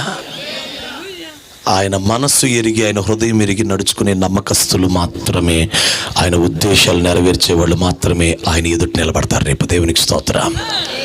హల్లెలూయా. హల్లెలూయా. నాలుగో వ్యక్తి ఎవరో తెలుసా? ఏలియా. చెప్పండి అందరూ. రాజుల మొదటి గ్రంథం 19వ అధ్యాయం. రాజుల మొదటి గ్రంథం 19వ అధ్యాయం. రాజుల మొదటి గ్రంథం 19వ అధ్యాయం 11వ వచనం. అందుకైన నీవు పోయి పర్వతము మీద యెహోవా సముఖమునందు నిలిచి ఉండుడని సెలవిచ్చెను. చాలు, దేవునికి స్తోత్రం. వెంటనే ఏలియా యెహోవా సముఖానికి వెళ్ళిపోయాడు. అక్కడ పెనుగాలి లేచింది, పర్వతాలు బద్దలైపోయినాయి. అవన్నీ మీరు తర్వాత చదువుకోండి, నేను ముగిస్తున్నాను. ప్రియమైన దేవుని పిల్లలారా, ఏలియా కూడా ఎక్కడ నిలబడగలిగాడు? దేవుని సన్నిధిలో నిలబడగలిగాడు, దేవుని ఎదుట నిలబడగలిగాడు. ఆ వైపున యెహోవా సంచరించగా పెనుగాలి లేచిందంట. పర్వతములు శిలలు చిన్న భిన్నాలైపోయినాయి. భూకంపం వచ్చింది, తుఫాను వచ్చింది, మెరుపు పుట్టింది. గొంగళి కప్పుకొని గడగడ గడగడ మన వణుకుచూ గుహ దగ్గర నిలబడ్డాడంట వాకిట్లమో అని. అప్పుడు మిక్కిలి నిమ్మలముగా మాట్లాడు ఒక స్వరములోంచి దేవుడు ప్రత్యక్షమయ్యాడు. ఏలియా ఏలియా అని మాట్లాడాడు. అంటే ఏలియా దేవుని సన్నిధిలో నిలవబడగలిగిన వాడై ఉన్నాడు. అందుకే ఆహాబు దగ్గరికి వెళ్ళి ఏమంటాడు? ఎవని సన్నిధిలో నేను నిలిచి ఉన్నాను, ఆ యెహోవా జీవం తోడు. దేవునికి స్తోత్రం కలుగును గాక. హల్లెలూయా. చెప్పను ఒక మాట, దేవుని సన్నిధిలో ఏలియా నిలబడటానికి కారణం ఏంటో తెలుసా? ఏలియా నిలబడటానికి, ఏలియాకి తన జీవితంలో కెరీతు వాగు దగ్గరికి వెళ్ళమంటే కెరీతు వాగు దగ్గరికి వెళ్తే కాకులు ఏం తీసుకొచ్చినాయి? అన్నం పెట్టినాయి, మాంసం, రొట్టె అనండి. సారేపతు విధవరాల దగ్గర ఇంటి మీదకి వెళ్తే రోజు ఏం పెట్టిందామా? అప్పం. అంతే. మాంసం పెట్టిందా? మాంసం పెడితే బతికేవాళ్ళు కదా అందరూ. మాంసం ఏడుందాడ ఆ రోజుల్లో? అప్పమే, ఒక అప్పమే. కరువు. ఈ అప్పము తిని మేము రేపు బతకవలెను, ఈ అప్పము ఈరోజు తినవలను, బతకవలను, రేపు చచ్చిపోవలను అనింది. అప్పమే. పిండి పిసుకు తొట్టిలో మాంసం ఏమి లేదండి. అంటే చెప్పండి, ఇక్కడేమో ఆశ్చర్యమైన ఒక పోషణ కాకులు తెచ్చినాయి, అక్కడేమో తన కోసం నియమించిన ఒక విశ్వాసి పోషణ, దేవుడు నియమించిన పోషణ. స్తోత్రం చెప్పండి. హల్లెలూయా. 3.5 సంవత్సరాలు ఒక్క రొట్టెతో 3.5 సంవత్సరాలు సారేపతి విధురాలు ఇంటి మీద మోకాళ్ళ మధ్య తలపెట్టి ప్రార్థన చేశాడు. దేవునికి స్తోత్రం. హల్లెలూయా. నా వైపు చూడండి.